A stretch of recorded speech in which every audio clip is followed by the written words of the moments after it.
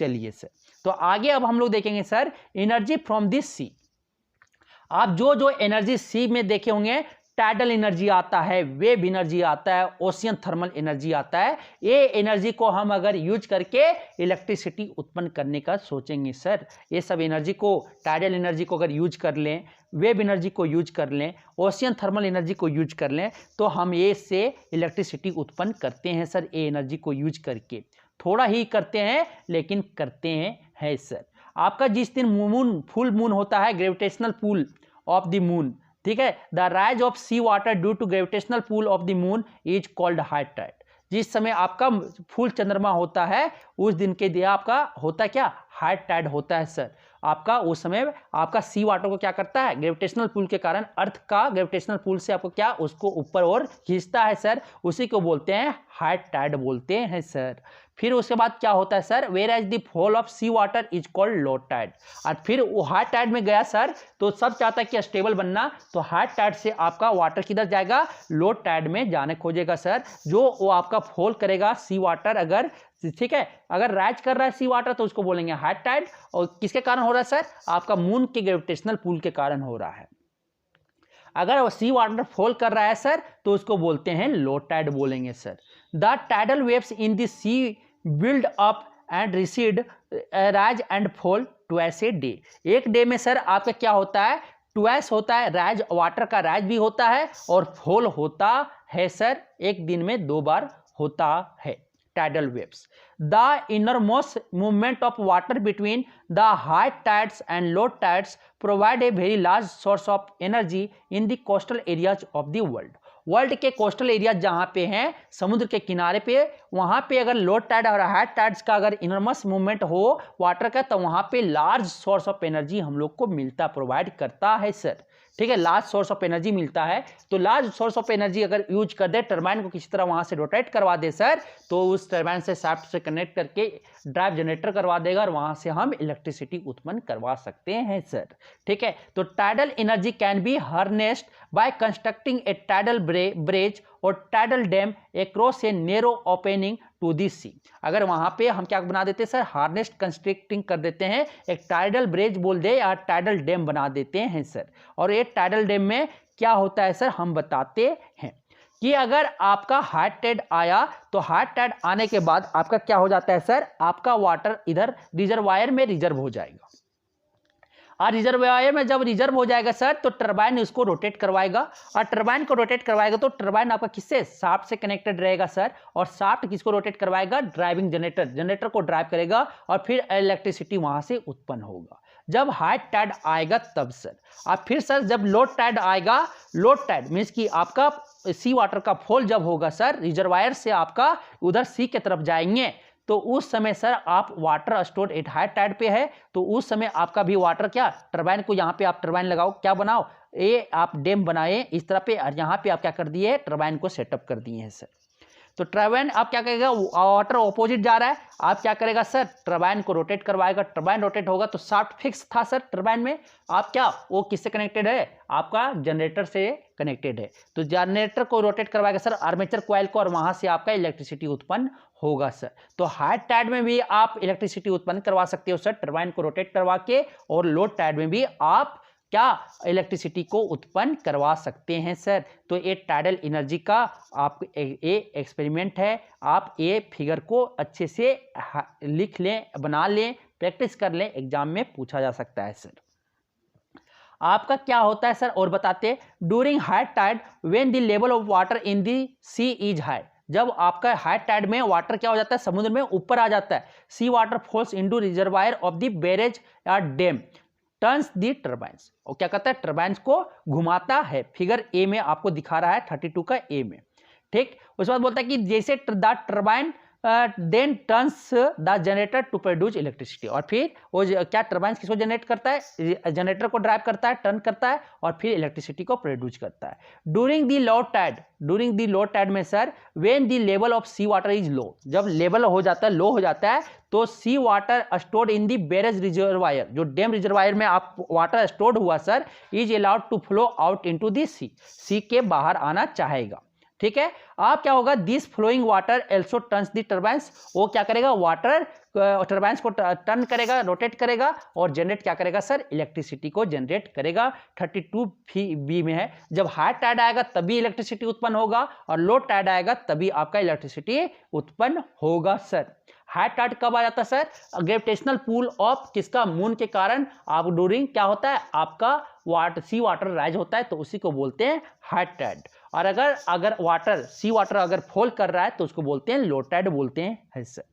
दस ए क्या है, as sea water falls in और out of the tidal bridge या टाइडल डैम ड्यूरिंग हाई और लो टाइड्स, ये टर्न दी टर्बाइन, वो क्या करता है, टर्बाइन को टर्न करता है और generate electricity. The tidal energy is not likely to be potential source of energy in future because of the flowing reason.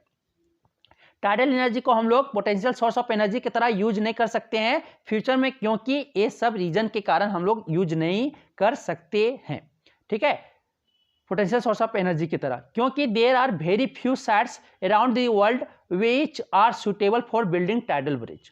कहीं कहीं जगह पे हम क्या करते हैं, बिल्डिंग टाइडल ब्रिज बना सकते हैं, टाइडल डैम बना सकते हैं, इसलिए पोटेंशियल सोर्स ऑफ एनर्जी की तरह हम टाइडल एनर्जी को नहीं लाइकली ले सकते हैं फ्यूचर में, क्योंकि कहीं कहीं हम इसको बना सकते हैं। दूसरा, the rise and fall of sea water during high and low tides is not enough to generate electricity. जो राइज और फॉल होता है सी वाटर का, वो हाई और लो टाइड जो बनाता है वो एनफ नहीं होता है इलेक्ट्रिसिटी को जनरेट करने में ऑन ए लार्ज स्केल में, इसलिए उसको फ्यूचर में हम पोटेंशियल सोर्स ऑफ एनर्जी की तरह नहीं ले सकते हैं, लाइकली नहीं कर सकते हैं किसको, टाइडल एनर्जी को। तो a tidal power station it generate electricity from the tides in the sea, जो सी में टाइड्स आ रहे हैं उसके कारण आप इलेक्ट्रिसिटी जनरेट कर सकते हो। ए टाइडल पावर स्टेशन कहीं कहीं इसका यूज किया जा सकता है या हो रहा है, ठीक है। ये आपको समझ में आ गया, दो रीजन के कारण हम इसको पोटेंशियल सोर्स ऑफ एनर्जी नहीं मान सकते हैं, क्योंकि कहीं सुटेबल वो नहीं है, वो very sites, there are very few sites around the world which are suitable for building tidal bridge, कहीं फ्यू जगह पे ही हम यूज कर सकते हैं, टाइडल डैम बना सकते हैं, ये पहला रीजन। दूसरा रीजन क्या है कि वो जो जितना राइज और फॉल कर रहा है sea water during high tide और लो टाइड जो बन रहे हैं, वो एनफ नहीं है कि इलेक्ट्रिसिटी जनरेट आपका कर दे लार्ज स्केल में, इलेक्ट्रिसिटी जनरेट कर दे लार्ज स्केल में, ठीक है। अब आता है सर, ये आप टाइडल एनर्जी तो पढ़ लिए सर, अब आता है sir wave energy. Wave energy किसको बोलेंगे sir, wave energy here means sea wave energy. Wave energy मतलब सर क्या होता है, यहाँ पे सी वेव एनर्जी, सी का आपका तरंग आना एनर्जी उसी का, तो energy from this sea is also available in the form of sea waves. आपका लहर आता ना सर, सुने होंगे कि लहर आ रहा है, डैम में अगर बीच के किनारे गए होंगे तो वहां पे पता चलता है लहर का पानी आता है और उसमें आप मस्ती करते हैं सर, समुद्र के कोस्टल एरिया में, ठीक है सर। तो वही आपका एनर्जी वहां पे फॉर्मेशन अवेलेबल होता है सी वेव्स के फॉर्म में, ठीक है। Energy from the sea is available in the form of sea waves due to the blowing of wind on the surface of sea. Sea के सरफेस पे क्या हो रहा है, विंड का ब्लो होना, वेरी फास्ट सी वेव्स और water waves move on its surface. अब क्या होता है, इसलिए अगर सी के सरफेस पे अगर विंड हवा चल रहा है, बह रहा है, तो वहां पे आपका क्या होता है सर, समझिएगा ध्यान से, सी वेव्स फास्ट मूव करता है या वाटर आपका फास्ट उसके सरफेस पे फास्ट मूव करते हैं।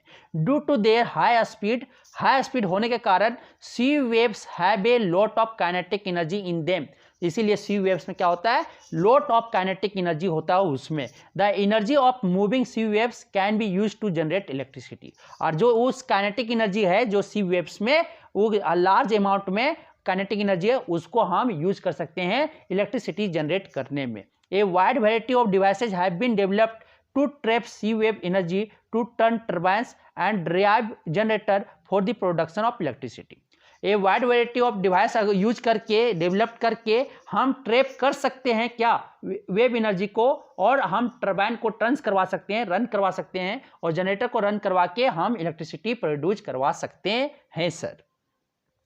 One idea to set up floating generator in the sea. एक आइडिया आप ये कर सकते हैं कि आप एक सी जनरेटर, सी आप क्या करो, सी में समुद्र में जनरेटर फ्लोटिंग करवा दो, फ्लोट करवाने वाला जनरेटर को सेटअप कर दो। This would move up and down with the sea waves. वो क्या करे, वो मूव अप मूव डाउन क्या सी वेव्स में मूव करे। This movement would drive the generator to produce electricity, और वहां मूवमेंट जो होगा वो क्या करेगा, जनरेटर को ड्राइव करेगा और इलेक्ट्रिसिटी प्रोड्यूस करवा देगा। अनदर आइडिया, ये सब आइडिया आपको बताया जा रहा है कि ये आइडिया से आप इलेक्ट्रिसिटी उत्पन्न कर सकते हैं। Another idea is to let the sea waves move up and down inside large tubes. Large tube में क्या करो, सी वेव को मूव करवा दो, ठीक है। As the wave moves up the air in the tubes is compressed, क्या हो जाएगा, जब आपका वेव मूव अप करेगा तो आपका ट्यूब में क्या, ट्यूब में एयर कंप्रेस्ड करेगा। This compressed air can then use to turn it turbine of generator to produce electricity, और ये कंप्रेस्ड एयर को हम टर्बाइन को टर्न करवा के जनरेटर को ड्राइव करके इलेक्ट्रिसिटी उत्पन्न कर सकते हैं। पहला आइडिया क्या है कि आप फ्लोटिंग जनरेटर ले लो, सी में डाल दो, ठीक है। अगर आपका मूव अप और मूव डाउन कर रहा है सी वेव्स, तो उसी के साथ आपका जनरेटर भी ड्राइव होगा और क्या, इलेक्ट्रिसिटी उत्पन्न करेगा।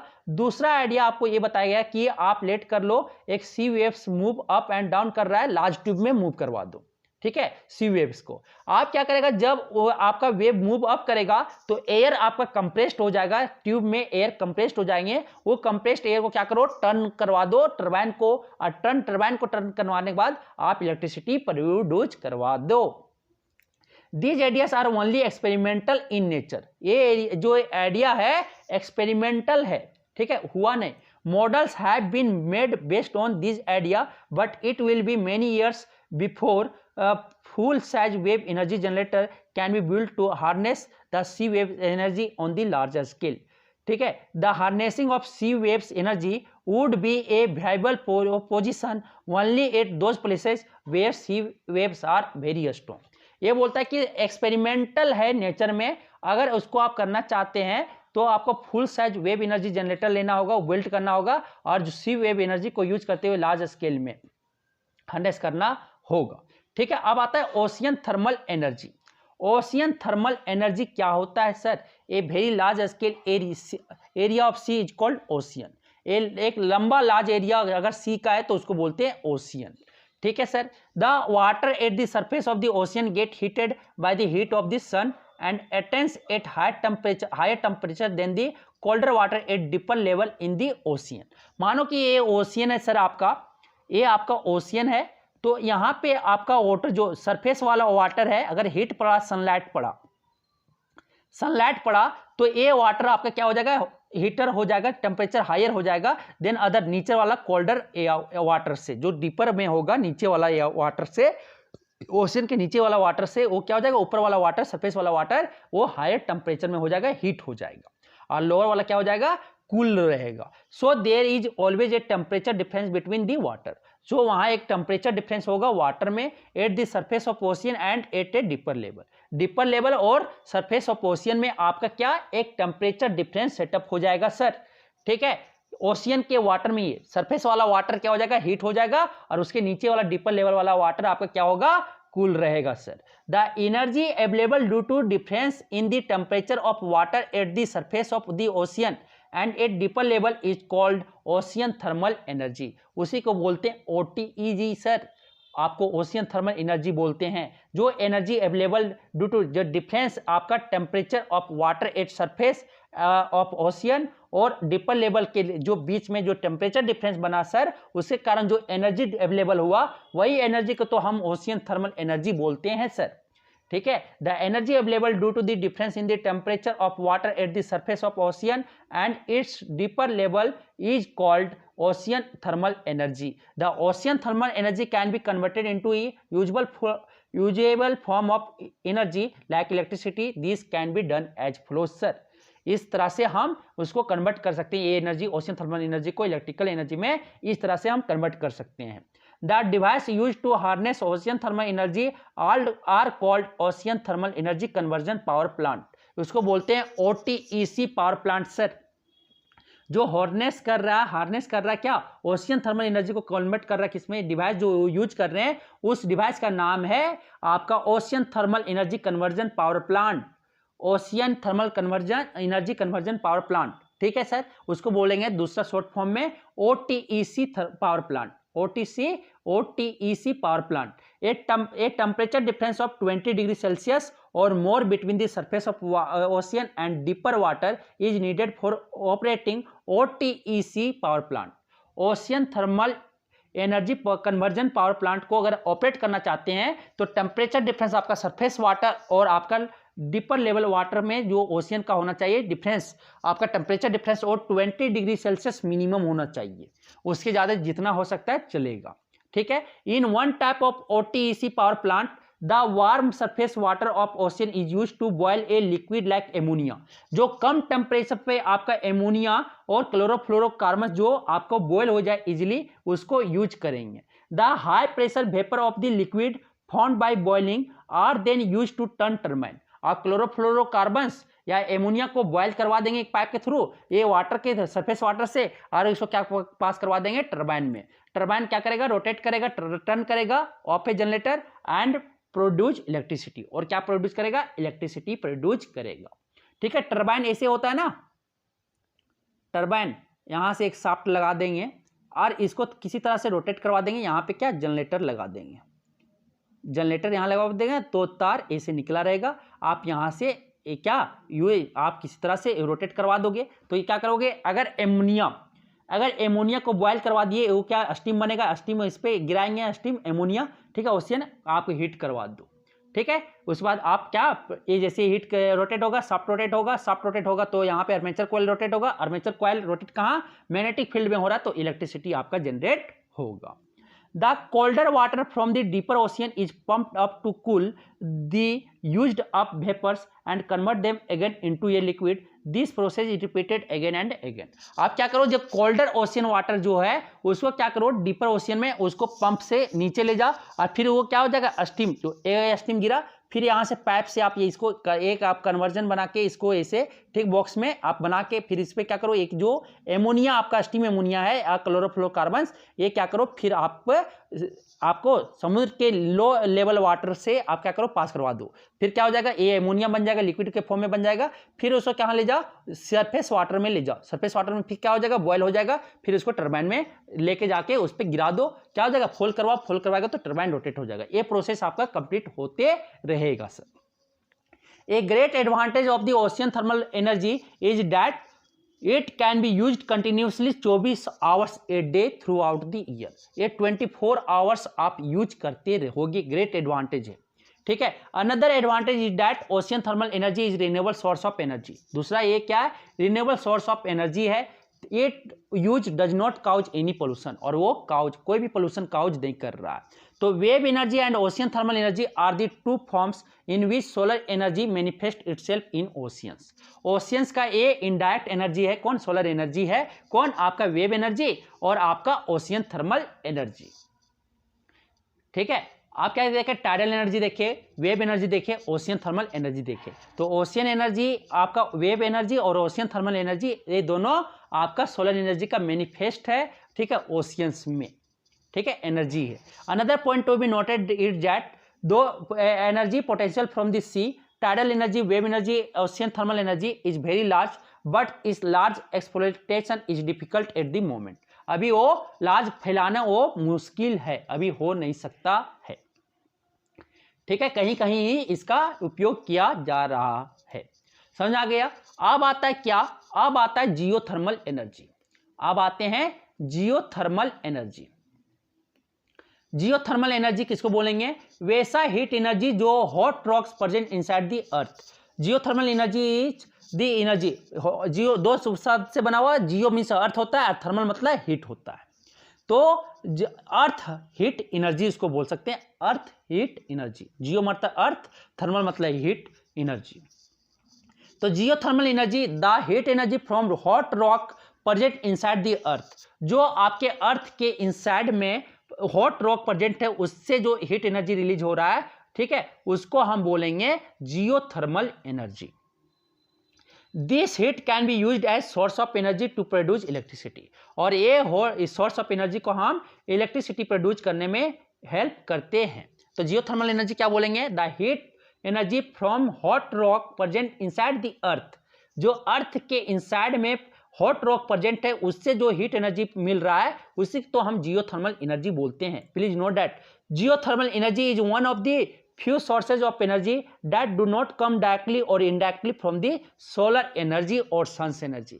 जियोथर्मल एनर्जी एक ऐसा एनर्जी है जो आपके सोलर एनर्जी का नहीं होता है, सन्स एनर्जी नहीं होता है। डायरेक्टली बोलो या इनडायरेक्टली बोलो वो नहीं उससे होता है। तो ये आपके एग्जाम में बन सकते हैं एनटीएससी कि कौन ऐसा एनर्जी है जो सन्स एनर्जी का या सोलर एनर्जी का नहीं है, डायरेक्टली और इनडायरेक्टली नहीं आता है। तो क्या बोलोगे? Geothermal energy one of the few source of energy जो डायरेक्टली या इनडायरेक्टली सोलर एनर्जी से नहीं आता है। समझे बच्चे? समझ में आया सर? हाँ सर, जियोथर्मल ये बहुत इंपॉर्टेंट है sir. At some places in the world the rocks at the some depth below the surface of the earth are very very hot. कि वर्ल्ड में कहीं कहीं आपको दिखता होगा रॉक जो है वो बहुत डेप्थ के अंदर कुछ भी दिए, ठीक है, सरफेस के कुछ नीचे अगर जाते हैं, बिलो जाते हैं डेप्थ में, तो वो बहुत बहुत गर्म होते हैं। This heat comes from the fusion of radioactive materials. जो रेडियो एक्टिव मटेरियल है उसको टूटने से ये हीट आ रहा है। Which are naturally present in this rocks, जो नेचुरली प्रकृति रूप से आपके पत्थरों में प्रेजेंट है।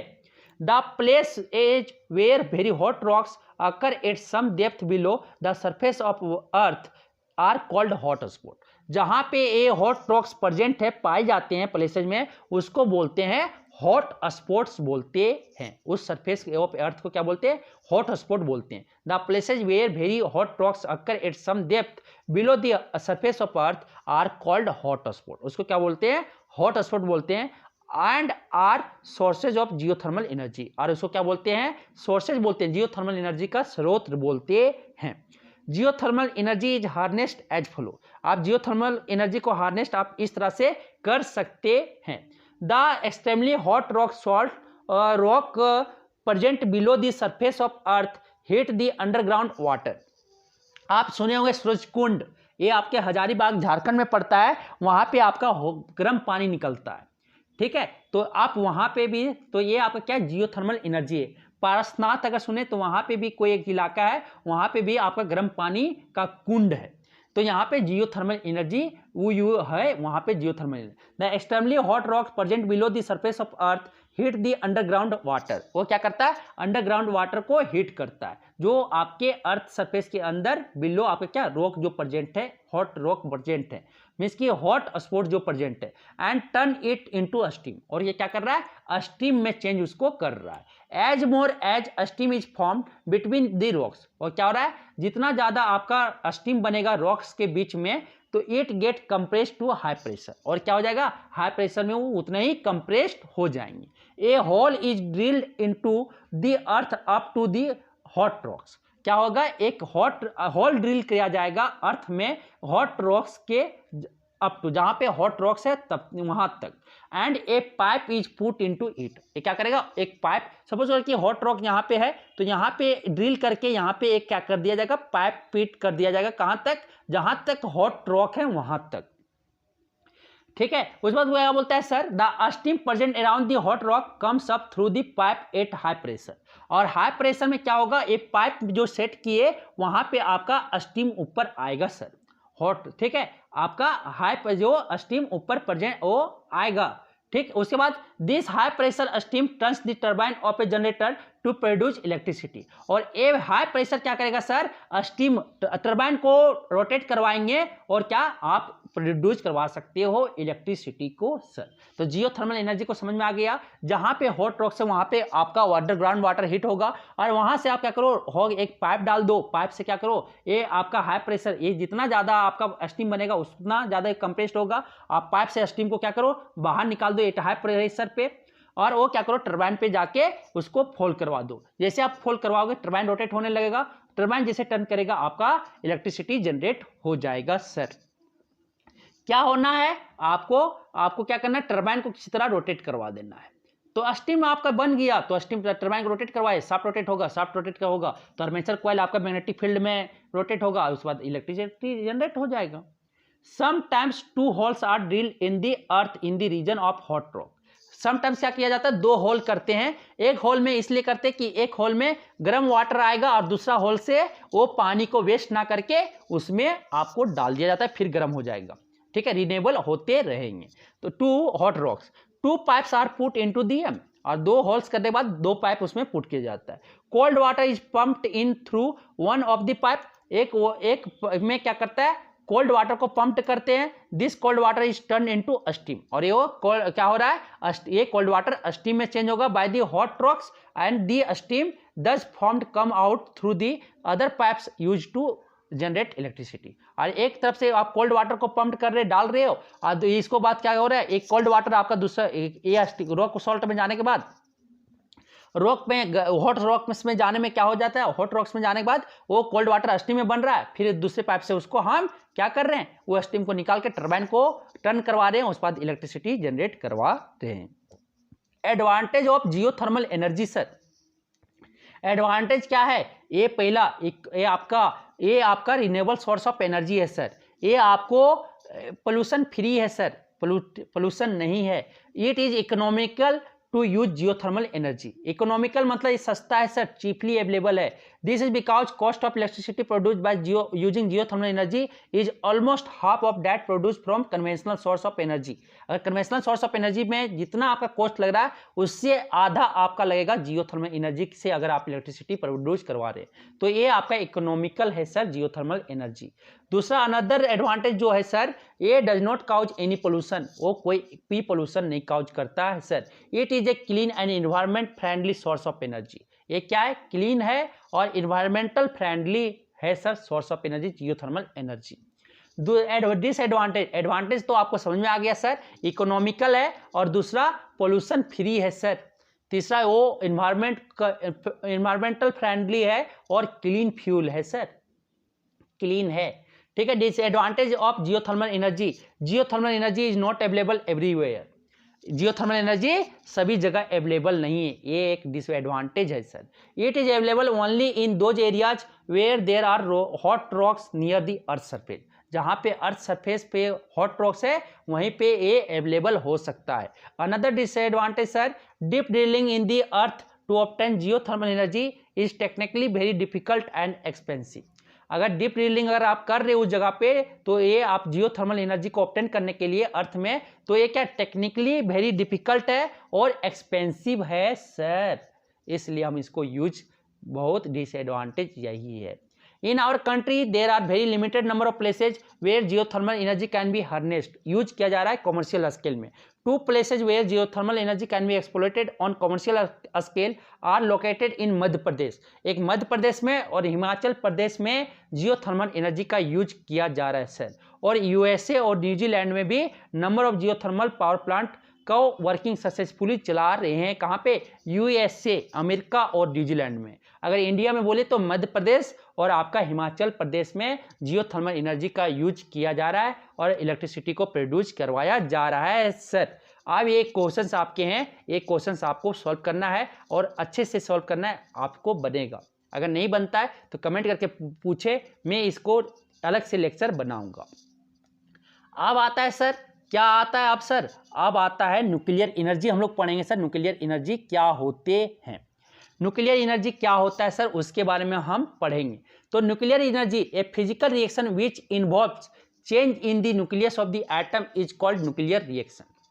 जो अगर एक फिजिकल रिएक्शन है जो आपका एटम न्यूक्लियस एटम के न्यूक्लियस को क्या कर दे, चेंज कर दे, तो उस रिएक्शन को हम बोलेंगे न्यूक्लियर रिएक्शन बोलेंगे सर।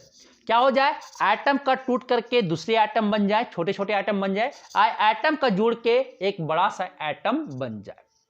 ठीक है, तो यहाँ पे क्या हुआ, एटम के न्यूक्लियस क्या हो जा रहे हैं, चेंज हो जा रहे हैं। एक ऐसा फिजिकल रिएक्शन है जिसमें एटम के न्यूक्लियस चेंज कर जा रहा है, तो उसे हम न्यूक्लियर रिएक्शन बोलते हैं sir.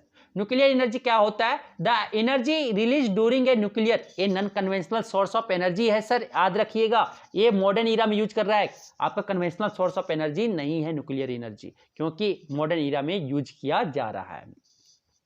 The energy release during nuclear reaction is called nuclear energy. ये और एनर्जी आपका न्यूक्लियर रिएक्शन के समय में रिलीज हो रहा है एनर्जी, उस एनर्जी को हम कहेंगे न्यूक्लियर एनर्जी। न्यूक्लियर रिएक्शन के समय में जो एनर्जी रिलीज, एनर्जी होता है ना सर रिलीज, तो उस एनर्जी को हम बोलेंगे nuclear energy, because it comes from the nucleus of the an atoms. जो एनर्जी कहाँ से आ रहा है, न्यूक्लियस के एटम से आ रहे हैं सर। न्यूक्लियर एनर्जी आपका दो टाइप्स ऑफ न्यूक्लियर रिएक्शन होते हैं सर, दो टाइप्स के न्यूक्लियर एनर्जी। तो न्यूक्लियर एनर्जी दो तरह से हम ऑब्टेन कर सकते हैं, दो types of nuclear energy reaction से। पहला होता है सर न्यूक्लियर फ्यूजन। फ्यूजन मतलब होता है टूटना सर।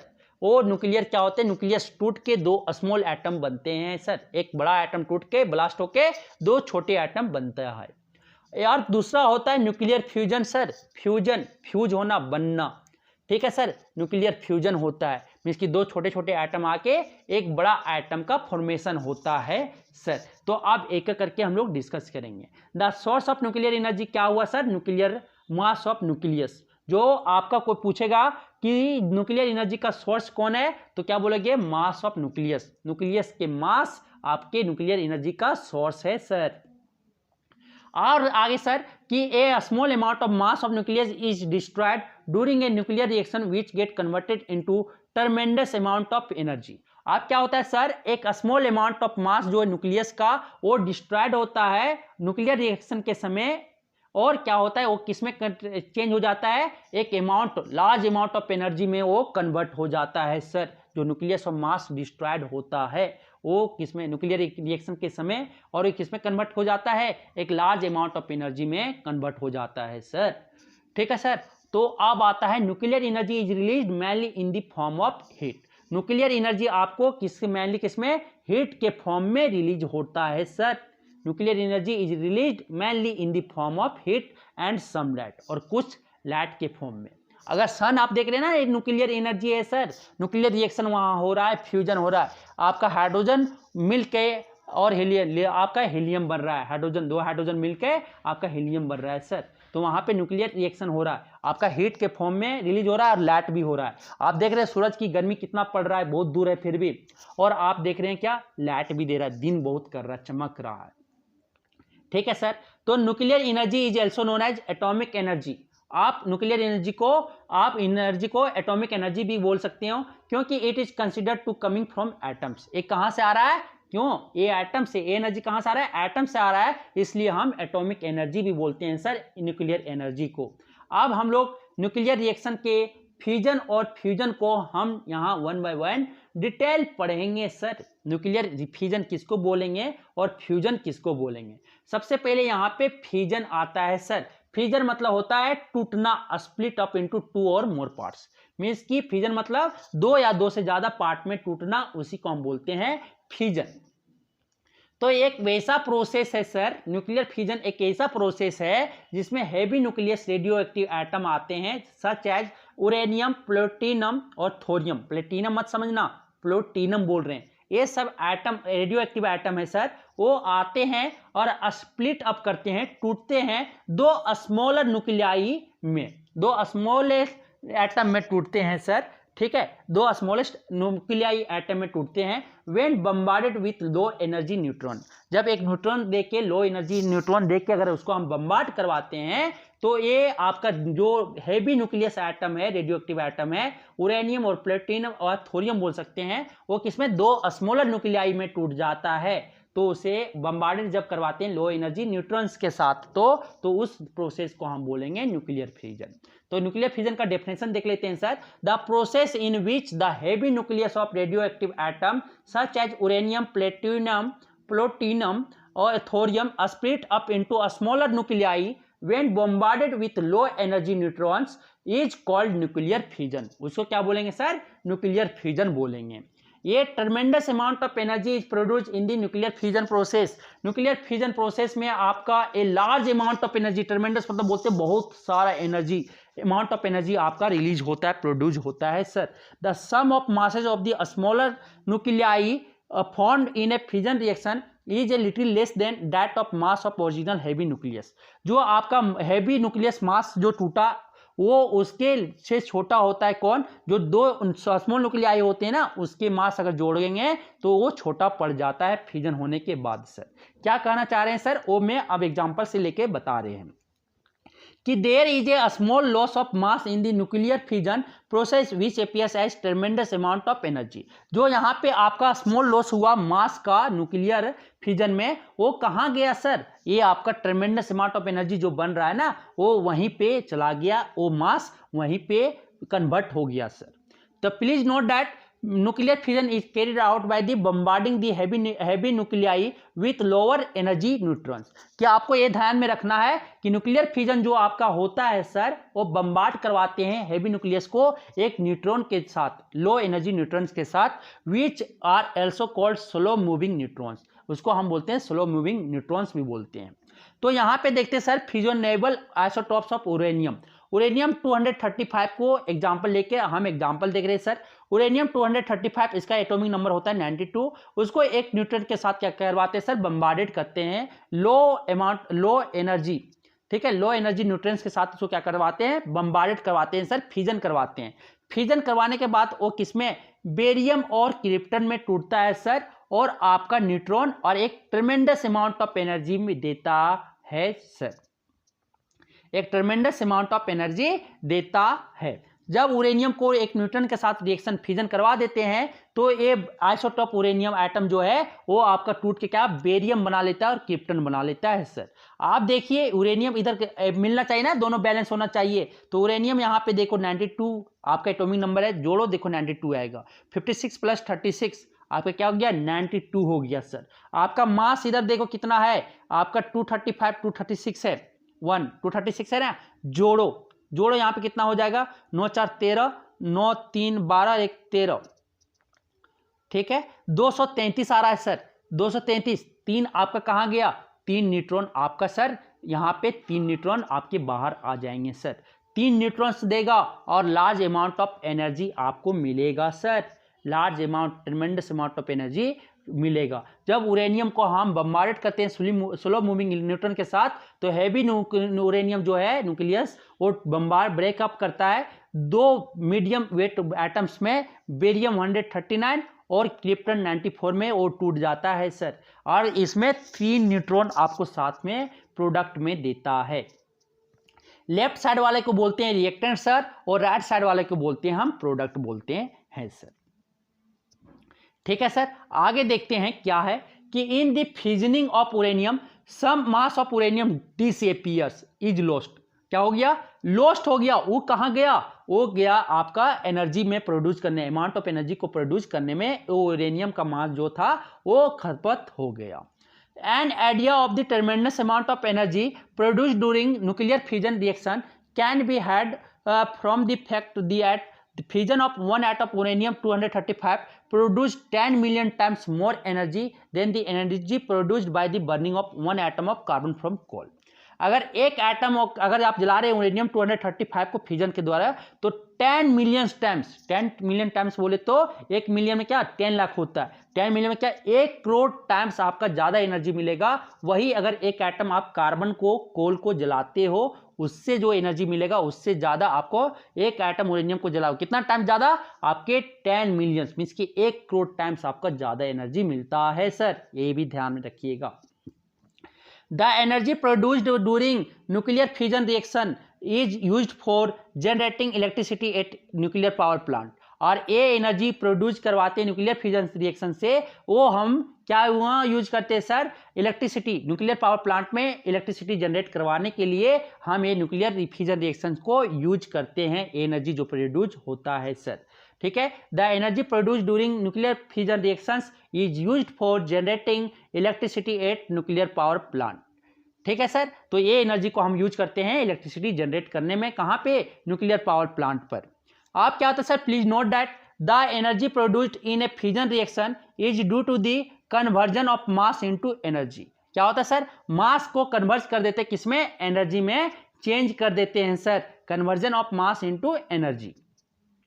अब आता है सर नेक्स्ट, डिस्क्राइब करते हैं सर क्या यहाँ पे कि in the nuclear reaction fusion देखो ये आपका जो है लगातार रिएक्शन, कंटिन्यूअस रिएक्शन होते रहेगा।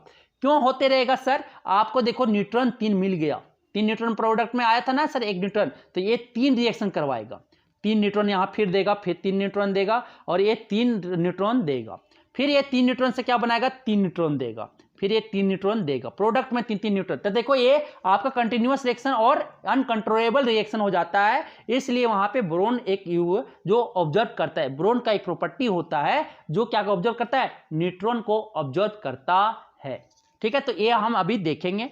ठीक, तो यहाँ पे क्या होता है कि the energy produced in the fusion reaction is due to conversion of mass into energy. क्या हो जा रहा है, मास को कन्वर्ट किस में कन्वर्ट कर दे रहा है, एनर्जी में कन्वर्ट कर दे रहा है। जो एनर्जी आपका प्रोड्यूस हो रहा है फ्यूजन रिएक्शन में, वो क्या हो रहा है, कुछ मास आपका यूरेनियम से कन्वर्ट किस में हो जा रहा है, आपके एनर्जी में, लार्ज अमाउंट ऑफ एनर्जी जो बन रहा है उसमें कन्वर्ट हो जा रहे हैं। If we look at the above nuclear fusion reaction equation, अगर हम ऊपर में देखे थे तो we find that neutrons are used up as well as produced. Neutron को यूज भी कर रहे थे, रिएक्टर में भी था, 1 न्यूट्रॉन दे रहे थे, तो 3 प्रोडक्ट में हमको 3 न्यूट्रॉन मिल रहा था। For example in the nuclear fusion of the uranium 235 described above, 1 neutron is consumed and 3 neutron are produced in the fusion of each nucleus. एक न्यूक्लियस से आपका क्या, 1 न्यूट्रॉन को कंज्यूम कर रहा था, रिएक्टेंट में लग रहा था, तो 3 न्यूट्रॉन हमको मिल रहा था। ठीक है, उसके बाद बोलता है क्या, the neutrons produced in the fusion process cause further fusion of the heavy nuclei leading to the self sustaining chain reaction। और ये क्या करवा लेगा, चेन रिएक्शन। अभी बोले ना कि चेन रिएक्शन बना लेगा, जैसे 3 न्यूट्रॉन आया, फिर क्या करेगा, ये 3 न्यूट्रॉन से 3 न्यूट्रॉन बनाएगा, 1 न्यूट्रॉन यहां लगेगा, फिर ये 3 न्यूट्रॉन यहां बनाएगा, चेन रिएक्शन बना देगा ये 3 न्यूट्रॉन यहां, फिर ये 3 न्यूट्रॉन से 3 न्यूट्रॉन बनेगा, 3 न्यूट्रॉन से 3 न्यूट्रॉन बनेगा, फिर ये 3 न्यूट्रॉन से 3 न्यूट्रॉन बनेगा, और ये आपका जो रिएक्शन होगा अनकंट्रोलेबल रिएक्शन होगा, चेन रिएक्शन बनने लगेगा। क्योंकि आपका 1 न्यूट्रॉन खपत हो रहा है, तो 2 न्यूट्रॉन तो और 3 न्यूट्रॉन हमको मिल रहा है, और 3 न्यूट्रॉन फिर यूरेनियम से क्या करेगा, रिएक्ट करेगा, और रिएक्ट करेगा तो क्या बनाएगा, वो रिएक्शन अनकंट्रोलेबल हो जाएगा। ठीक है, तो आगे बोलता है क्या, when all the neutrons produced during fusion of uranium 235 are allowed to cause further fusion. और ये अगर ये आपका जो यूरेनियम 235 फ्यूजन में अगर जो न्यूट्रॉन प्रोड्यूस हो रहा है, वो आपका फर्दर फ्यूजन के लिए अलाउ करेगा, क्योंकि वहां पे न्यूट्रॉन और यूरेनियम तो उसको मिल गया, तो बम्बार्डेड वहां पे होगा, और स्मॉल न्यूक्लियाई किसमें, बेरियम और क्रिप्टन में आपका टूटेगा। Then so much energy is produced in a very short time, और बहुत कम समय में आपका बहुत सारा एनर्जी प्रोड्यूस हो जाएगा। It can not be control, और उसको हम कंट्रोल नहीं कर पाएंगे, are lead to an explosion and called atom bomb, और इसी को तो हम एटम बम कहते हैं। आपका जो हिरोशिमा में जो हुआ था एटम बम, तो यही हुआ था ना कि वहां पे न्यूट्रॉन ज्यादा प्रोड्यूस हो रहा है, यूरेनियम में होता रिएक्शन स्टार्ट हो गया था, रे रिएक्शन जब तक खत्म नहीं हुआ था यूरेनियम, तब तक वो रिएक्शन चलते था।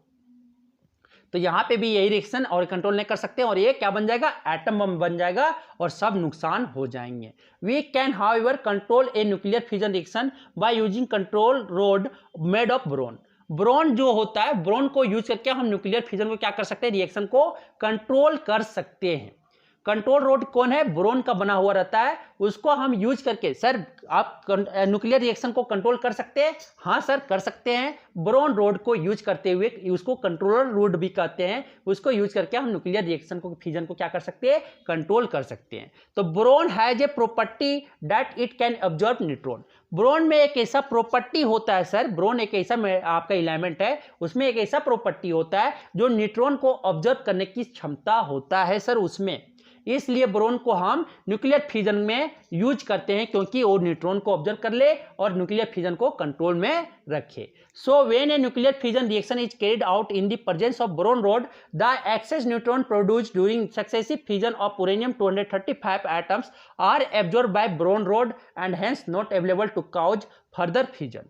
अगर आप क्या करवा रहे हैं, न्यूक्लियर फ्यूजन रिएक्शन करवा रहे हो प्रेजेंस ऑफ बोरॉन रोड के प्रेजेंस में, तो आपके जो एक्सेस न्यूट्रॉन प्रोड्यूस हो रहा है, सक्सेसिव फ्यूजन जब हो रहा है यूरेनियम 235 का, तो एक्सेस न्यूट्रॉन कौन ऑब्जर्व कर रहा है, बोरॉन रोड आपको उसको ऑब्जर्व कर ले रहा है, और आपका जो फर्दर फ्यूजन होने से वो क्या बचा ले रहा है, नॉट अवेलेबल करवा रहा है क्या, फर्दर फ्यूजन होने से। Due to this a control fusion reaction of uranium 235 takes place liberating heat energy at a slow. और जो यूरेनियम अगर कंट्रोल फ्यूजन रिएक्शन हो रहा है, न्यूक्लियर फ्यूजन रिएक्शन यूरेनियम 235 का, वो क्या करेगा, लिबरेटिंग हीट एनर्जी एट ए लो, लो करेगा, हीट एनर्जी स्लो करेगा, ठीक है, स्टेडी एंड मैनेजेबल रेट, और वह सारा चीज हम लोग का कंट्रोल में होगा, विच can be used for generating electricity at a nuclear power plant. और इस तरह से हम न्यूक्लियर पावर प्लांट में इलेक्ट्रिसिटी उत्पन्न कर सकते हैं, क्योंकि ब्रोन रोड से उसको क्या करते हैं, न्यूक्लियर फिजन को हम कंट्रोल कर लेते हैं, ठीक है। दीज हैंड जो हाथ में आप देख रहे हैं वो आपका यूरेनियम है, यूरेनियम, ठीक है, that is used as a fuel in nuclear power plant to generate electricity. ये न्यूक्लियर पावर में यूरेनियम को यूज किया जाता है न्यूक्लियर पावर प्लांट में आपको इलेक्ट्रिसिटी जनरेट करने में।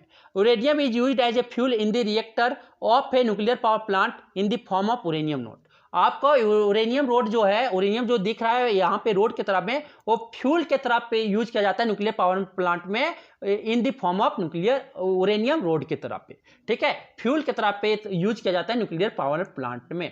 अब आता है क्या, न्यूक्लियर पावर प्लांट आता है सर। न्यूक्लियर पावर प्लांट बनता कैसे है वो मैं थोड़ा बता देता हूं। तो न्यूक्लियर पावर प्लांट आता है सर, न्यूक्लियर पावर प्लांट, तो न्यूक्लियर पावर प्लांट किसको बोलेंगे, तो एक वैसा पावर प्लांट जहां हीट रिक्वायर्ड हो, स्टीम को क्या करे, मेक करे, और टरबाइन को क्या करे, टर्न करे और ड्राइव करे जनरेटर को, और इलेक्ट्रिसिटी को प्रोड्यूस करवा दे, तो उस पावर प्लांट को हम क्या बोलेंगे, न्यूक्लियर पावर प्लांट करेंगे। किससे ऑब्टेंड हो, न्यूक्लियर रिएक्शन से ऑब्टेंड हो, तो हम उसे न्यूक्लियर पावर प्लांट करते हैं। A power plant in which that heat required to make steam and turn turbines, steam बनाए, टरबाइन को टर्न करवाए, ड्राइव जनरेटर करे, और क्या प्रोड्यूस करे, इलेक्ट्रिसिटी प्रोड्यूस करे।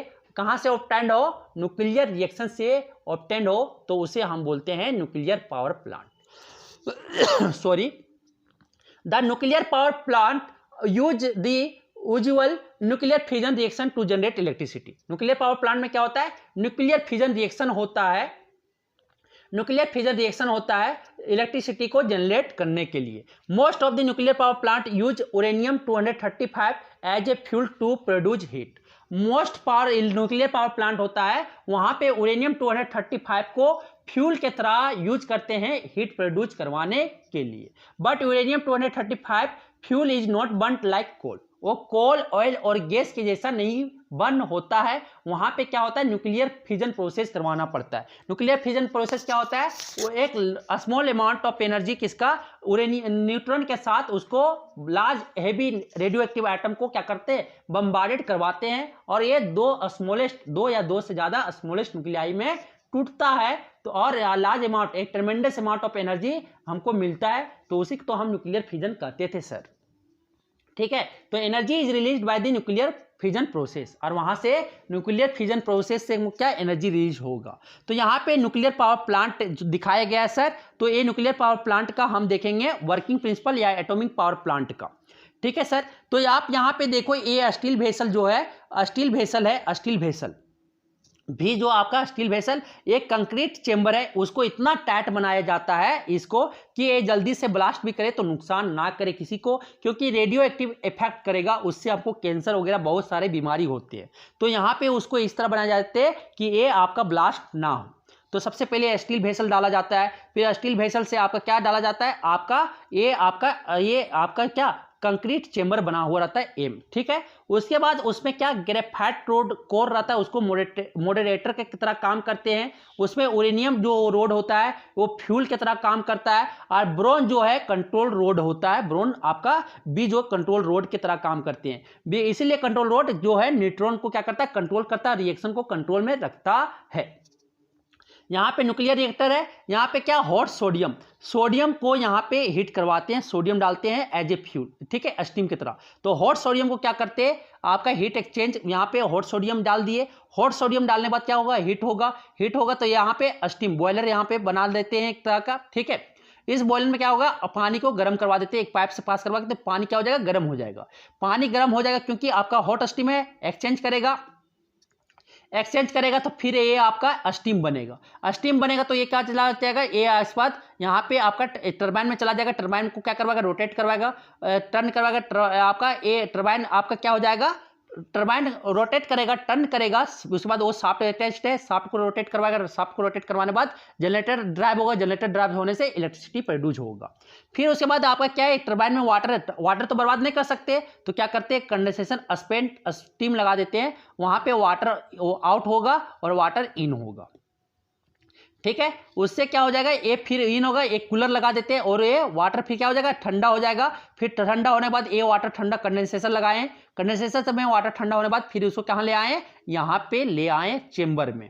ठीक है, ये चेंबर में हीट एक्सचेंजर चेंबर में ले आए, फिर ये वाटर क्या आपका रिपीट करेगा। फिर आपका हॉट सोडियम यहाँ से तो वाटर आपका गर्म कर दिया, फिर ये आपका क्या हो जाएगा, पंप, यहाँ पे पंप लगा देंगे, लिक्विड सोडियम फिर बनेगा। यहाँ स्टीम सोडियम था, यहाँ पे आपका लिक्विड सोडियम बन जाएगा, कूलेंट लगा दिए, कूल होके फिर कहाँ चला जाएगा, ये आपका न्यूक्लियर रिएक्टर के अंदर चला जाएगा। फिर वो क्या होगा, हीट होगा, आपका ये आगे प्रोसेस कंप्लीट करते रहेगा। बोरॉन रोड का काम क्या है, आपका न्यूट्रॉन को कंट्रोल करना, कंट्रोल रोड की तरह काम करेगा। यूरेनियम रोड को फ्यूल की तरह यूज कर रहे हैं, ग्रेफाइट कोर को मॉडरेटर की तरह यूज करते हैं। तो इन the nuclear power plant the fusion of nuclear fuel uranium 235 is carried out in a steel pressure vessel V of reactor R. Reactor is a kind of nuclear furnace. आपका जो reactor are है वो nuclear furnace है, वो आपका किसका, पहले steel vessel से बना हुआ है, फिर उसके बाहर उसके क्या कंक्रीट से बनाया गया है, कंक्रीट से चेंबर बनाया गया है। ठीक है, the enriched uranium 235 rods marked a cold fuel elements are inserted in a core made of graphite block inside the reactor. आपके इनसाइड कोर में मेड में तो किसका, ग्रेफाइट ब्लॉक्स का बनाया गया है। Graphite is a cold moderator, आपका ग्रेफाइट को क्या बोला गया है, मॉडरेटर बोला गया है। It slows down the speed of neutron to make them fit for causing fusion. ये क्या कर रहा है, स्पीड, न्यूट्रॉन के स्पीड को स्लो कर रहा है। मॉडरेटर क्या करता है, स्लो करता है, तो स्पीड का जो न्यूट्रॉन का स्पीड हो रहा है वो और स्लो कर देता है, जिससे क्या हो जाए, काउजिंग जो फ्यूजन वो फिट समय में हो। In between the uranium rod are inserted boron rod. Uranium rod के बगल में क्या, बोरॉन रोड भी आपका, यूरेनियम रोड के बगल में बोरॉन रोड लगा गया। बोरॉन रोड को क्यों लगाया गया, आपका ग्रेफाइट मॉडरेटर का तरह काम कर रहा है, मींस की जो आपका न्यूट्रॉन का स्पीड है उसको स्लो कर रहा है।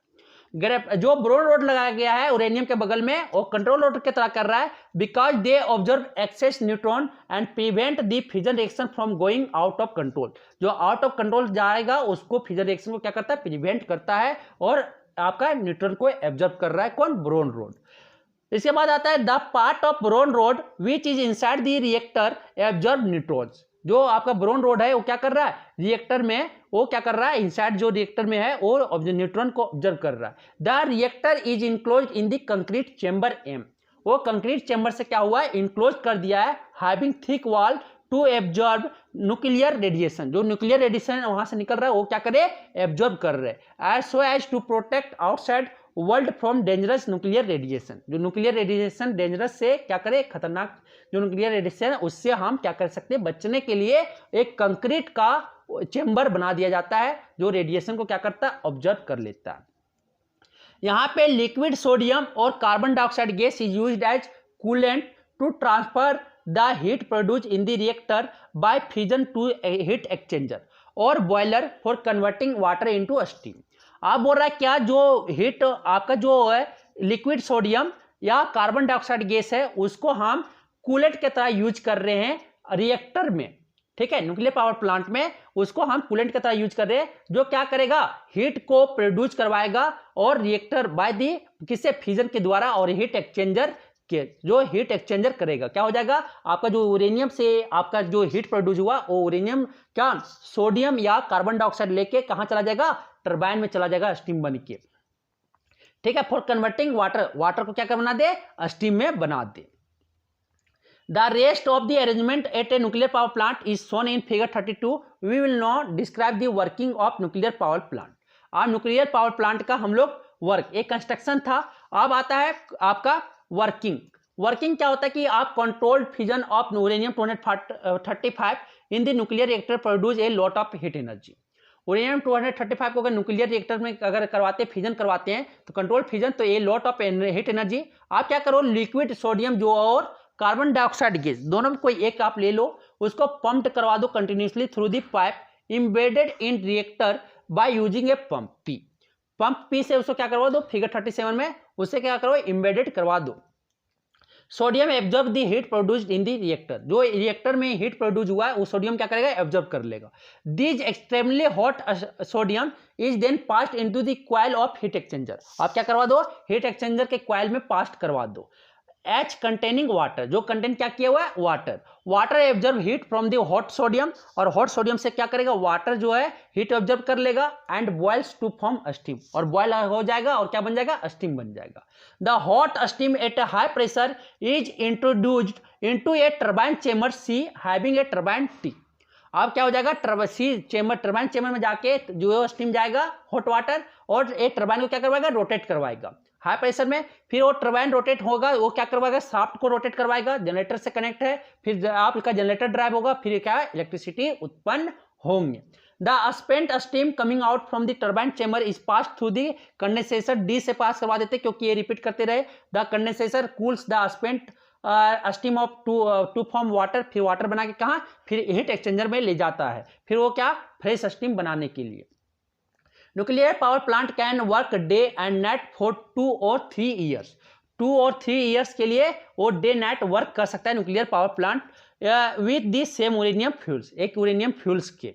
Please during the generation of electricity at a nuclear power plant are radioactive, hence extremely harmful to all living beings, plants, animals including human being. ये रेडियो एक्टिव पावर प्लांट है जिसके कारण वो radio active release करेगा जो harmful है, extremely harmful है, किसके लिए, ऑल लिविंग थिंग्स के लिए. ठीक है. अब आता है क्या, इसका वेस्ट जो है, please note that waste material, nuclear waste which are produced by the fusion of uranium 235 generation nuclear power are radioactive, जो क्या है, हार्मफुल है. समझ में आया. अब आता है क्या कि nuclear power plant in India, nuclear power plant India में कहां कहां पे है. There are total 6 nuclear power plant in India. India में टोटल, इंडिया में 6 न्यूक्लियर पावर प्लांट है आपका. These nuclear power plant are located Tarapur Maharashtra में है, तारापुर में. राणा प्रताप सागर कोटा इन राजस्थान. ठीक है. कलपक्कम इन तमिलनाडु, कलपक्कम तमिलनाडु में है. नारोरा इन उत्तर प्रदेश. कपरापुर इन गुजरात. केगा इन कर्नाटका. वहां 6 जगह पे, इंडिया के 6 जगह पे आपका न्यूक्लियर पावर प्लांट इंस्टॉल्ड है, एस्टैब्लिश है. 8% only about 3% of total electric power produced in India is obtained from nuclear power plant. 3% जो है आपका इलेक्ट्रिकल पावर कहां से ऑब्टेन होता है, इंडिया में जितना टोटल प्रोड्यूस हो रहा है उसका 3% आपका न्यूक्लियर पावर प्लांट से प्रोड्यूस हो रहा है, न्यूक्लियर रिएक्टर से प्रोड्यूस हो रहा है. Please note that in some of the industrialised countries like France, Germany, Japan etc. More than 30% of their total electric power comes from nuclear power plant. लेकिन Japan में, Germany में, आपका France में, वहां पे 30% जो है टोटल इलेक्ट्रिक पावर प्लांट वो कहां से आता है, 30%. टोटल इलेक्ट्रिक पावर का 30% जो आता है न्यूक्लियर पावर प्लांट से आता है. अब आता है न्यूक्लियर बम और एटम बम. बम जिसको मारो बम उड़ धुआं धुआं हो जाएगा, देखे हो ना, बम फेंको मारो धुआं धुआं होगा. अब आता है न्यूक्लियर बम और एटम बम. तो these picture shows the devastation caused by the nuclear bomb explosion in Hiroshima Japan in 1945. 1945 में जब हिरोशिमा में जो एक्सप्लोजन बम हुआ था न्यूक्लियर बम का, वहां पे अभी भी लोग बोना और लुल्ला और अंधे अभी तक वहां पे इफेक्ट है. ठीक है. The highly destructive nuclear bomb और atom bomb is based on the nuclear fusion reactions of uranium 235 और प्लूटोनियम 239. जो हाईली डिस्ट्रक्टिव न्यूक्लियर बम है और एटम बम है वो किस पे बेस्ड है, आपके न्यूक्लियर फ्यूजन पे, न्यूक्लियर फ्यूजन रिएक्शन पे बेस्ड है. किसका, यूरेनियम 235 और प्लूटोनियम 239 पे वो हाईली डिस्ट्रक्टिव न्यूक्लियर बम बेस्ड है. किस पे, न्यूक्लियर फ्यूजन रिएक्शन. किसका किसका, यूरेनियम 235 और plutonium 239. In the nuclear bomb the fusion reaction of uranium 235 और platinum 239 is deliberately allowed to go out control so as to produce an enormous amount of energy in a very short time. एक short time में क्या होता है, uranium 235 देखे थे ना, reaction control नहीं होता है. एक न्यूट्रॉन चाहिए और 3 न्यूट्रॉन प्रोड्यूस कर रहा है, वो चेन रिएक्शन जो अनकंट्रोलेबल है. तो ये वेरी लेस टाइम में enormous amount of energy produce कर जाता है और जो आउट ऑफ कंट्रोल है. ठीक है. ये fusion reaction uranium 235. This energy cause destructive destruction all around, और ये क्या डिस्ट्रक्शन प्रोड्यूस कर देगा। The atom bomb based on the fusion of uranium 235 और प्लेटिनम 239। जो एटम बम भी है वो किस पे बेस्ड है, फ्यूजन, न्यूक्लियर फ्यूजन पे बेस्ड है, यूरेनियम 235 और प्लेटिनम 239। अनकंट्रोलेबल रिएक्शन था ना, वह dropped on the Japanese cities of Hiroshima and Nagasaki respectively in 1945 during the Second World War. Both these atom bombs caused a great loss of human life and property. About 1.54 lakh people were killed in these two atom bomb attacks. ये दो atom bomb attacks में आपका 1.54 lakh people उस समय मारे गए थे। जब Hiroshima Nagasaki second world war हुआ था ना, तो उस समय आपका जो एटम बम वहां पे गिरा दिया गया था, उसका नुकसान बहुत भारी में हुआ था। अभी भी वहां पे लुल्ले और डंप, ठीक है, लंगड़े, अभी भी बोने वहां पे अभी भी इफेक्ट है जो उस समय किया। अब आता है एनस्टेन मास एनर्जी रिलेशन। अब क्या आता है, एनस्टेन मास एनर्जी रिलेशन आता है।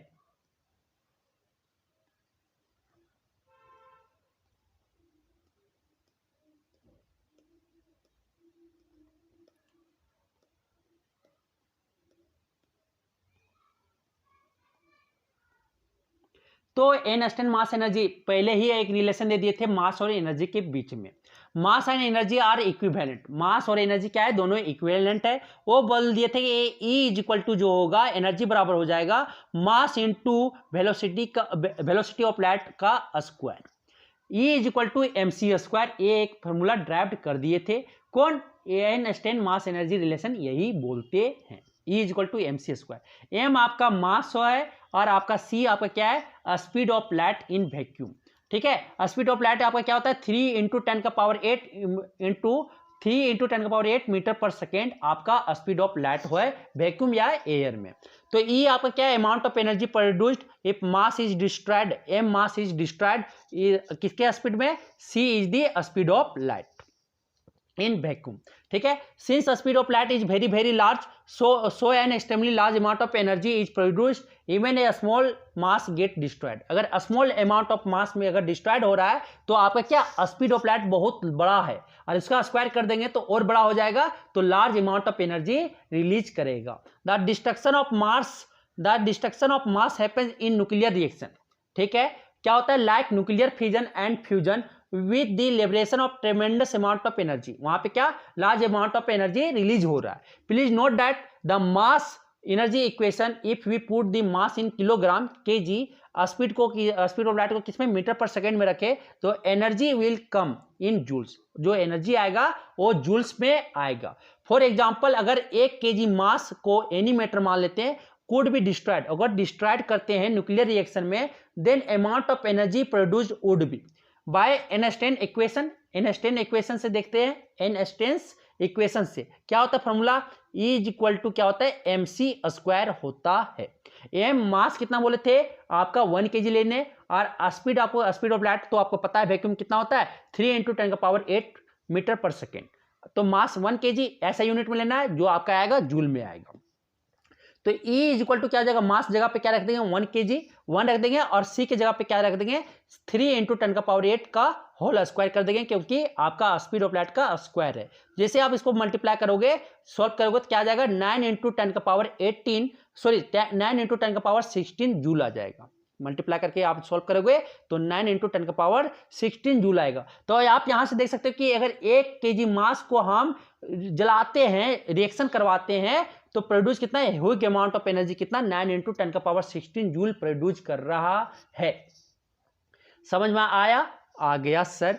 अब आगे चल, तो 1 kg मास को अगर आप डिस्ट्रॉयड कर रहे हो न्यूक्लियर रिएक्शन में, तो कितना आपका दे रहा है, आपका 9 इंटू 10 का पावर 16 जूल मिल रहे हैं। तो सोचो कि कितना इफेक्ट कर सकता है। तो energy units for expressing nuclear energy. अब आता है एनर्जी यूनिट आता है जो इस कौन एक्सप्रेस का करेगा, न्यूक्लियर एनर्जी को एक्सप्रेस करेगा। तो हम लोग जानते हैं कि कॉमन यूनिट जो एनर्जी का क्या है, जूल है। ऐसा यूनिट भी बोल सकते हैं, एनर्जी का क्या है, जूल है। The energy released in nuclear reaction is expressed in unit of electron volt. Electron volt में हमको एक्सप्रेस करना होता है न्यूक्लियर रिएक्शन का एनर्जी रिलीज जो करता है उसको। ठीक है। अब मिलियन इलेक्ट्रॉन वोल्ट जो यूनिट होता है आपका न्यूक्लियर रिएक्शन में, उसका जो एनर्जी रिलीज करता है उसको इलेक्ट्रॉन वोल्ट में भी कहते हैं, या मिलियन इलेक्ट्रॉन वोल्ट। तो एक electron volt is the amount of energy acquired by an electron having a charge of 1.602 into 10 का power 19 coulomb when accelerated through the potential difference of 1 volt. 1 electron volt किसको बोलेंगे? एक वैसा amount of energy है जिसके एक electron, जिसका मास क्या है, चार्ज क्या है, 1.6 इंटू 10 का पावर -19 कूलम है, जो किससे एक्सेलरेटेड किया हुआ है, पोटेंशियल डिफरेंस 1 वोल्ट होना चाहिए एक्सेलरेट करने के लिए। तो 1 electron volt is equal to क्या हो जाएगा, 1.6 इंटू 10 का पावर -19 जूल हो जाएगा इलेक्ट्रॉन वोल्ट। तो electron coulomb volt, coulomb volt किसका यूनिट होता है, आपका एनर्जी का होता है, तो क्या हो जाएगा, जूल। तो आपके 1 इलेक्ट्रॉन वोल्ट बराबर क्या हो जाएगा, 1.6 इंटू 10 का पावर -19 जूल हो जाएगा। 1 electron volt is equal to 1.6 into 10 का पावर -19 जूल हो जाएंगे। तो इलेक्ट्रॉन वोल्ट क्या है, स्मॉल यूनिट है किसका, एनर्जी का, जो रिलीज कर रहा है न्यूक्लियर रिएक्शन में। ठीक है, तो आपका ये पढ़े थे ना, W is equal to Q भी पढ़े थे, तो यहां से V इज इक्वल टू क्या पढ़े थे, W क्या है, एनर्जी तो ही है, तो इसका क्या होता है, कुलम होता है, और इसका क्या होता है, वोल्ट होता है। तो कुलम वोल्ट, अगर इलेक्ट्रॉन रहा तो E वोल्ट आ जाएगा, E वोल्ट आ जाएगा ना, कुलम वोल्ट किसका होता है, जूल का होता है। तो इलेक्ट्रॉन वोल्ट में एक इलेक्ट्रॉन बराबर कितना होता है, 1.6 इंटू 10 का पावर -19, और कितना वोल्ट है, 1 वोल्ट है पोटेंशियल डिफरेंस। तो क्या हो जाएगा आपका 1.6 इंटू 10 का पावर -19 जूल हो जाएंगे। 1 इलेक्ट्रॉन वोल्ट बराबर 1.6 इंटू 10 का पावर -19 जूल हो जाएंगे। बिगर यूनिट जो है वो मिलियन इलेक्ट्रॉन वोल्ट होगा।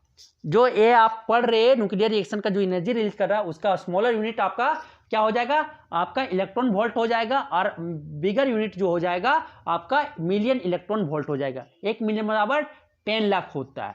तो मिलियन इलेक्ट्रॉन वोल्ट को हम MEB से एब्रिविएशन देते हैं, ME कैपिटल B। ठीक है, अब बाय मल्टीप्लाइंग आप देखते हैं कि एबव जो आया, 1 इलेक्ट्रॉन वोल्ट बराबर क्या होता है, आपका 1 इलेक्ट्रॉन वोल्ट बराबर होता है 1.6 इंटू 10 का पावर -19 कूलम होते हैं। ठीक है, तो 1 मिलियन इलेक्ट्रॉन वोल्ट में क्या हो जाएगा, उतना से मल्टीप्लाई कर दो, तो 1 मिलियन बराबर क्या होता है, 10 का पावर 6। ठीक है, 1 मिलियन बराबर होता है 10 का पावर 6 होता है। 10 लाख आना चाहिए ना, तो देख लो ना, देखो 10 लाख आ गया, 1 मिलियन बराबर 10 लाख, इकाई दाई सैकड़ा हजार 10,000 लाख 10 लाख, तो 10 लाख हो गया। तो 1 मिलियन, तो देखो 10 का पावर 6 हो गया ना, तो 1 मिलियन बराबर हो जाएगा 10 का पावर 6। तो 1 मिलियन इलेक्ट्रॉन वोल्ट बराबर क्या हो जाएगा, आपका 1 इलेक्ट्रॉन वोल्ट में कितना जूल, 1.6 इंटू 10 का पावर -19 जूल होता है, और 1 मिलियन में कितना होता है, 10 का पावर 6, तो इतना जूल हो जाएंगे। अब इसको जब मल्टीप्लाई वगैरह करोगे तो आपका क्या आ जाएगा, 1.6 इंटू 10 का पावर -13 जूल आ जाएगा। जब इसको सॉल्व करोगे तो कितना आ जाएगा, आप देखो ये 19 में 6 चला गया तो कितना बचेगा, 13 बचेगा, तो -13। ठीक है, इसको सॉल्व करोगे तो 1 मिलियन वोल्ट इलेक्ट्रॉन वोल्ट में कितना जूल, तो 1.6 इंटू 10 का पावर -13 जूल। ये आप दिमाग में बैठा के रखना, 1 इलेक्ट्रॉन वोल्ट में कितना जूल, 1.6 इंटू 10 का पावर -19 जूल, और 1 मिलियन इलेक्ट्रॉन वोल्ट बराबर कितना जूल, तो 1.6 इंटू 10 का पावर -13 जूल होते हैं। ठीक है, -13 जूल होते हैं। अब क्या आता है, the value of atomic mass unit in terms of energy. Energy के टर्म में आपका एटॉमिक मास यूनिट का वैल्यू क्या होता है वो आपको बताना है। तो E बराबर हम लोग जाते हैं एनस्टाइन इक्वेशन से जानते क्या, E is equal to mc² होता है, और आप जानते कि absolute mass of atomic mass unit क्या होता है, 1.6 इंटू 10 का पावर 27 kg होता है। आपका प्रोटॉन का या न्यूट्रॉन का जो मास होता है क्या, 1.6 इंटू 10 का पावर -27 kg होता है। एग्जैक्ट वैल्यू जो होता है स्पीड का 2.99 इंटू 10 का पावर 8 मीटर पर सेकेंड होता है, ये होता है। अब 1 एटॉमिक मास यूनिट बराबर क्या होता है, 1.492 इंटू 10 का पावर -19 जूल होता है। ठीक है, कैसे होगा, अगर आप इसको मल्टीप्लाई करना, ठीक है, इसको मल्टीप्लाई करना 1 एटॉमिक मास यूनिट, ठीक, इसको मल्टीप्लाई करके देखना आपका यही आएगा। क्या करो, 1.6 इंटू 10 का पावर -27 इंटू क्या कर दो, इंटू 2.99 इंटू 10 का पावर 8 का होल स्क्वायर कर दीजिए। अब यहाँ से मल्टीप्लाई करना, आपका क्या आ जाएगा 1.492 इंटू 10 का पावर माइनस 10 जूल आएगा। मीन्स कि 1 यूनिट मास अगर आप लेते हो, यूनिफाइड मास लेते हो, एटॉमिक मास यूनिट लेते हो, तो 1.492 इंटू 10 का पावर माइनस 10 जूल आएगा।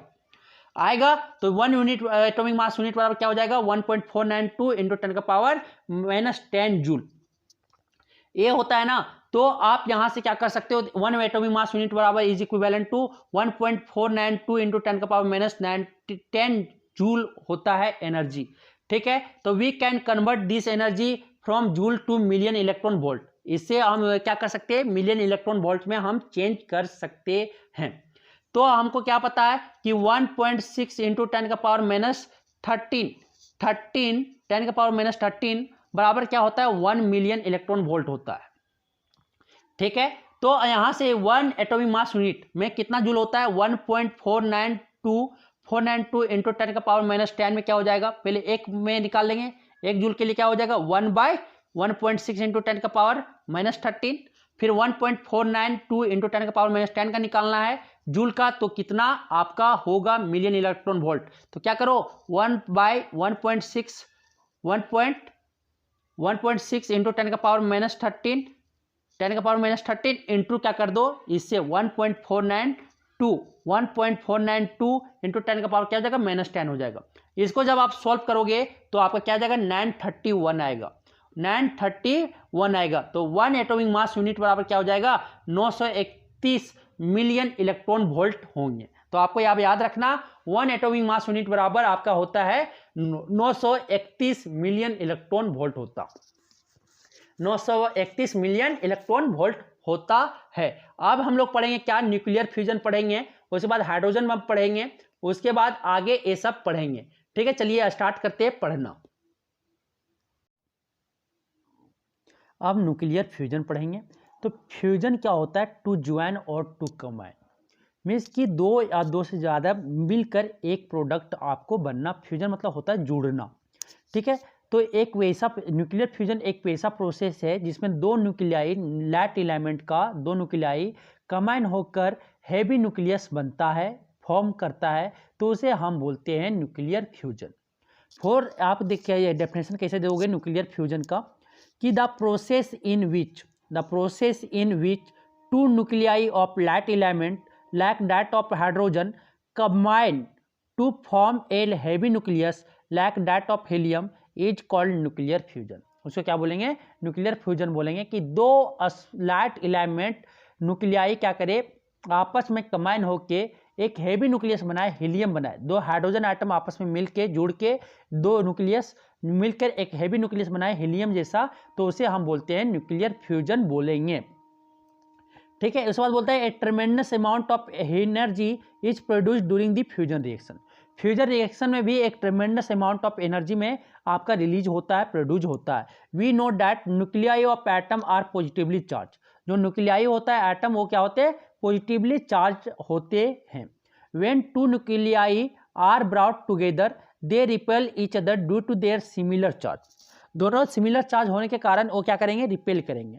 Due to this a lot of initial heat energy high pressure are required to force the lighter nuclei fuse together to form a bigger nucleus. इसलिए आपको क्या करना होता है, वहां पे heat energy lot of heat energy देना पड़ता है और हाई प्रेशर रिक्वायर्ड होता है, क्योंकि दो लैटर न्यूक्लियाई है वो फोर्स से क्या करे दोनों फ्यूज होके एक बिगर न्यूक्लियस बने। The condition needed for carrying out nuclear fusion process are millions of degree of temperature and million of pascals of pressure. कि दो कंडीशन आपको चाहिए न्यूक्लियर फ्यूजन करवाने के लिए, वो आपके million of degree of temperature जो होना चाहिए मिलियन डिग्री सेल्सियस होना चाहिए, डिग्री होना चाहिए, और आपके जो प्रेशर होना चाहिए वो पास्कल्स मिलियंस ऑफ पास्कल्स में होना चाहिए। इन अदर वर्ड हम बोल सकते हैं क्या, nuclear fusion is carried out by heating the lighter atom to extremely high temperature under extremely high pressure.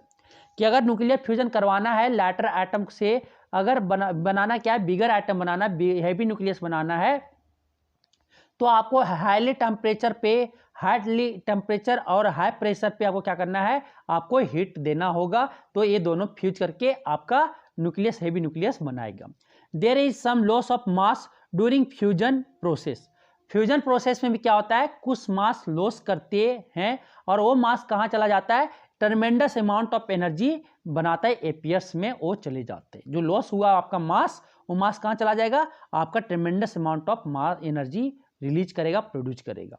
Here is an example nuclear fusion reaction. यहाँ पे आपका न्यूक्लियर फ्यूजन रिएक्शन का आपका एग्जाम्पल है। आप क्या करो कि दो हाइड्रोजन, दो ड्यूटेरियम एटम ले लो।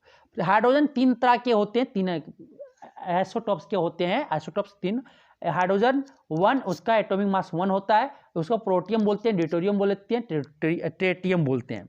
प्रोटियम का आपका एटॉमिक नंबर तो सेम होगा, प्रोटियम का आपका एटॉमिक मास 1 होंगे, ड्यूटेरियम का 2 एटॉमिक मास होगा और आपका ट्रिटियम का 3 एटॉमिक मास होगा। तो यहाँ पे 2 ड्यूटेरियम एटम लिया हुआ है, लैटर एटम जिसका एटॉमिक नंबर 1 है, सेम है, एटॉमिक मास भी दोनों सेम है 2, ठीक है, ड्यूटेरियम लिया हुआ है। दोनों को फ्यूजन करवाएं, एक क्या लार्ज अमाउंट ऑफ हीट देके और आप प्रेशर देके, ये दोनों फ्यूज हो गया और क्या बना दिया, हीलियम बना दिया। हीलियम का आपका एटॉमिक नंबर 2 होता है और आपका एटॉमिक मास क्या होता है, 3। तो यहाँ पे देखो एटॉमिक मास 4 है ना, तो एटॉमिक मास यहाँ पे क्या है, 3। तो एक आपका क्या होगा, न्यूट्रॉन रिलीज करेगा, न्यूट्रॉन प्रोडक्ट में देगा और large amount of tremendous amount of energy release करेंगे, ठीक है। तो when deuterium atom, heavy hydrogen atom of mass number 2 are heated to an extremely high temperature under extremely high pressure, then 2 deuterium nuclei combine together to form a heavy nucleus of helium and a neutron is emitted. A tremendous amount of energy is liberated in the fusion reaction.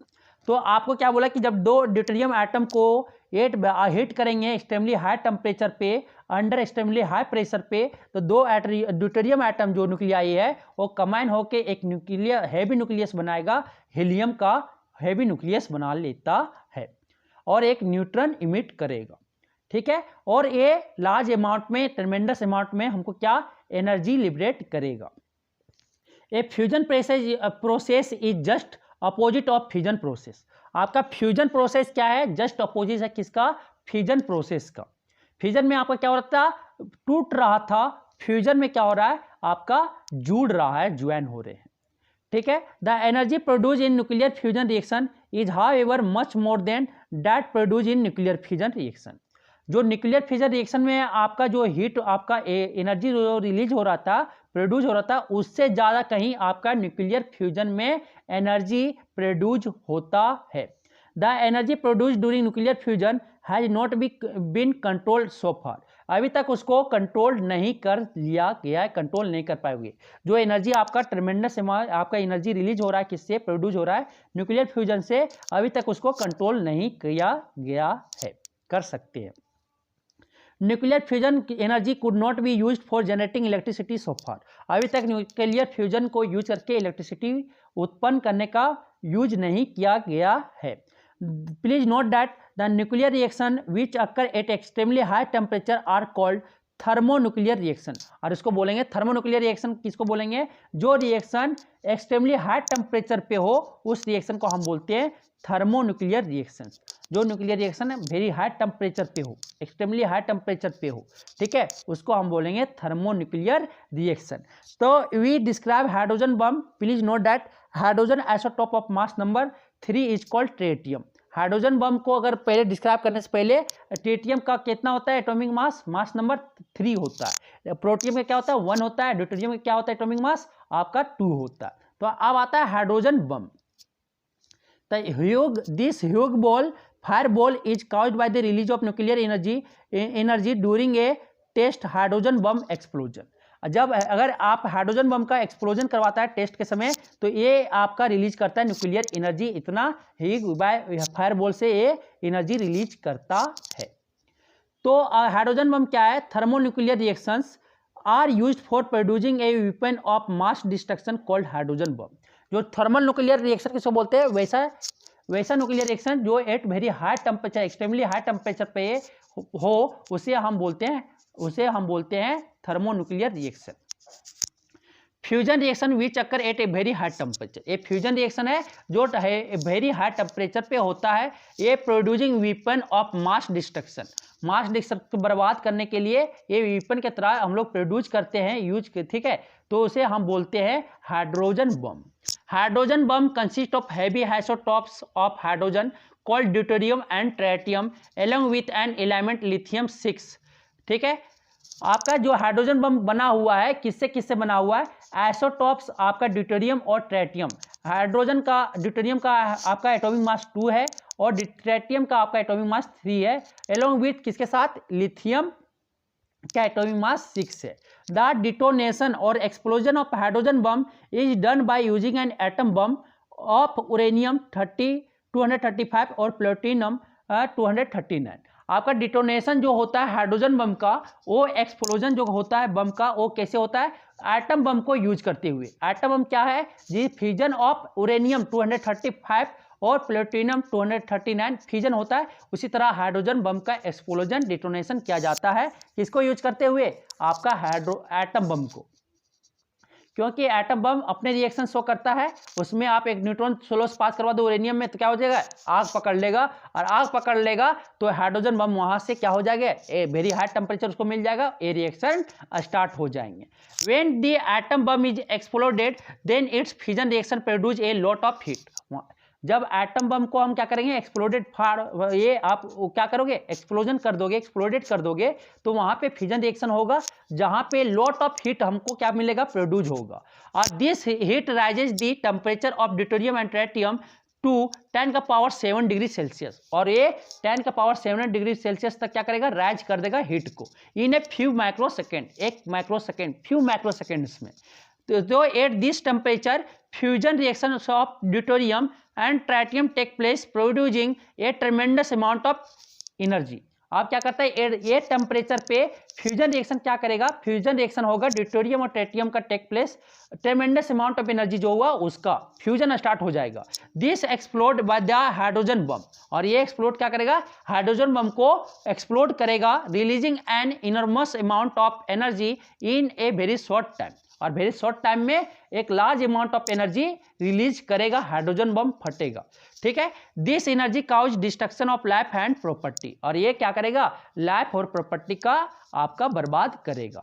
The function of lithium 6 used in hydrogen bomb is to produce more tritium needed for fusion, और जो lithium 6 है यहाँ पे presence, उसका function है कि वो ज़्यादा से ज़्यादा ट्रिटियम को प्रोवाइड करवाना फ्यूजन प्रोसेस के लिए जरूरी होता है, वो प्रोड्यूस करवाता है क्या, मोर ट्रिटियम प्रोड्यूस वहां करवाते हैं। This is because when lithium is hit by neutron, जब और लिथियम न्यूट्रॉन के द्वारा हिट होगा तो ये फ्यूजन रिएक्शन, ठीक है, produce during fusion reaction it forms tritium and helium. ये क्या बनाएगा, ट्रिटियम और लिथियम जब टूटेगा तो क्या बनता है, आपका ट्रिटियम एंड हीलियम बनेगा।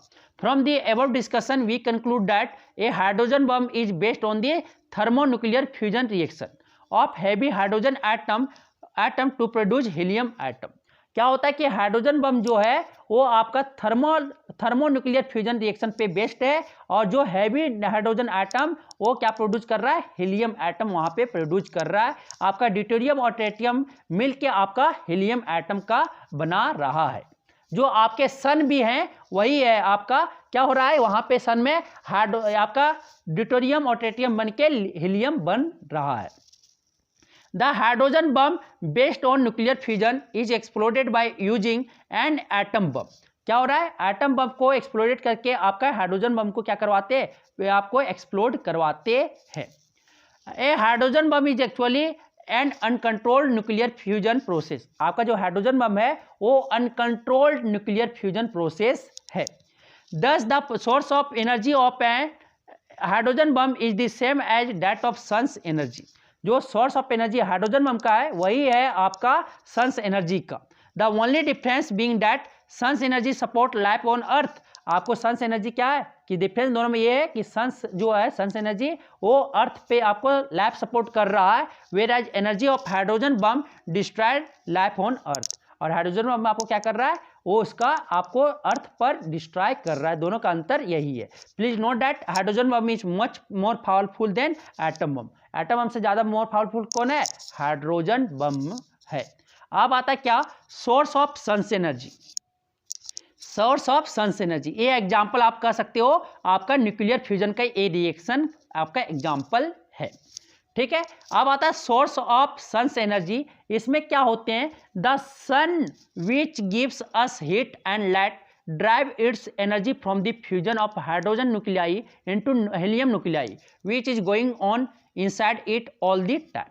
क्या हो रहा है, सन्स जो है source of sun's energy, sun में जो है कि आपको क्या देता है, हीट एंड लाइट देता है, ठीक है सर। उसके बाद वो ड्राइव क्या करता है, एनर्जी करता है, कहाँ से, fusion of hydrogen, hydrogen nuclei का फ्यूजन हो रहा है और किसमें बन रहा है, हीलियम न्यूक्लियाई में चेंज हो रहा है, विच is going on inside it, जो ये प्रोसेस का उसके अंदर हो रहा है ऑल टाइम, हर एक समय में आपका दो हाइड्रोजन न्यूक्लियाई फ्यूज होके क्या बना रहा है, आपका हीलियम न्यूक्लियाई बना रहा है। तो यहाँ पे हाइड्रोजन जो है, हाइड्रोजन न्यूक्लियाई 4 हाइड्रोजन न्यूक्लियाई बनके आपका क्या हीलियम का 2 बना ले रहा है और इसका एटॉमिक मास क्या हो गया, 4 हो गया, 4 हो गया ना। और आपका क्या 2 पॉजिट्रॉन इसमें मिल रहे हैं, न्यूट्रॉन नहीं, पॉजिट्रॉन, पॉजिट्रॉन मिलता है न्यूक्लियर फ्यूजन में, 2 पॉजिट्रॉन वहां पे आपको मिल रहा है। जब 4 हाइड्रोजन न्यूक्लियाई को अगर कंबाइन कर रहे हैं, न्यूक्लियर फ्यूजन करवा रहे हैं इनसाइड द सन, तो यहाँ पे आपको हीलियम न्यूक्लियस मिल रहा है। हीलियम न्यूक्लियस का आपका एटॉमिक नंबर 2 होता है और आपका क्या एटॉमिक मास 4 होता है। तो 4 हाइड्रोजन आइटम तो मिल गए। आप क्या देखो यहाँ पे आपका एटॉमिक नंबर क्या है, 2 ही है, 2 तो इधर और आना चाहिए ना, तो 2 पॉजिट्रॉन आपका आउट होता है, रिलीज होता है। The total energy produced by the fusion of hydrogen into helium is tremendous। जो एनर्जी टोटल एनर्जी है वो ट्रेमेंडस है, लार्ज अमाउंट में आपका एनर्जी प्रोड्यूस हो रहा है। All this energy is release in the form of heat and light, और ये एनर्जी आपका किसमें, हीट एंड लाइट के फॉर्म में रिलीज हो रहा है। It is this energy which makes the sun shine and give us heat and light. ये ही एनर्जी आपको क्या कर रहा है, सन्स को शाइन करवा रहा है, चमका रहा है और उससे हीट दे रहा है और लाइट दे रहा है। Nuclear fusion reaction of hydrogen are the sources of sun's energy. Nuclear fusion reaction, hydrogen का न्यूक्लियर फ्यूजन रिएक्शन ही आपका सन्स एनर्जी का सोर्स है। कोई पूछेगा सन्स एनर्जी का सोर्स क्या है, तो बोलेंगे nuclear fusion reaction of hydrogen, hydrogen के न्यूक्लियर फ्यूजन रिएक्शन ही आपका सन्स एनर्जी का सोर्स है।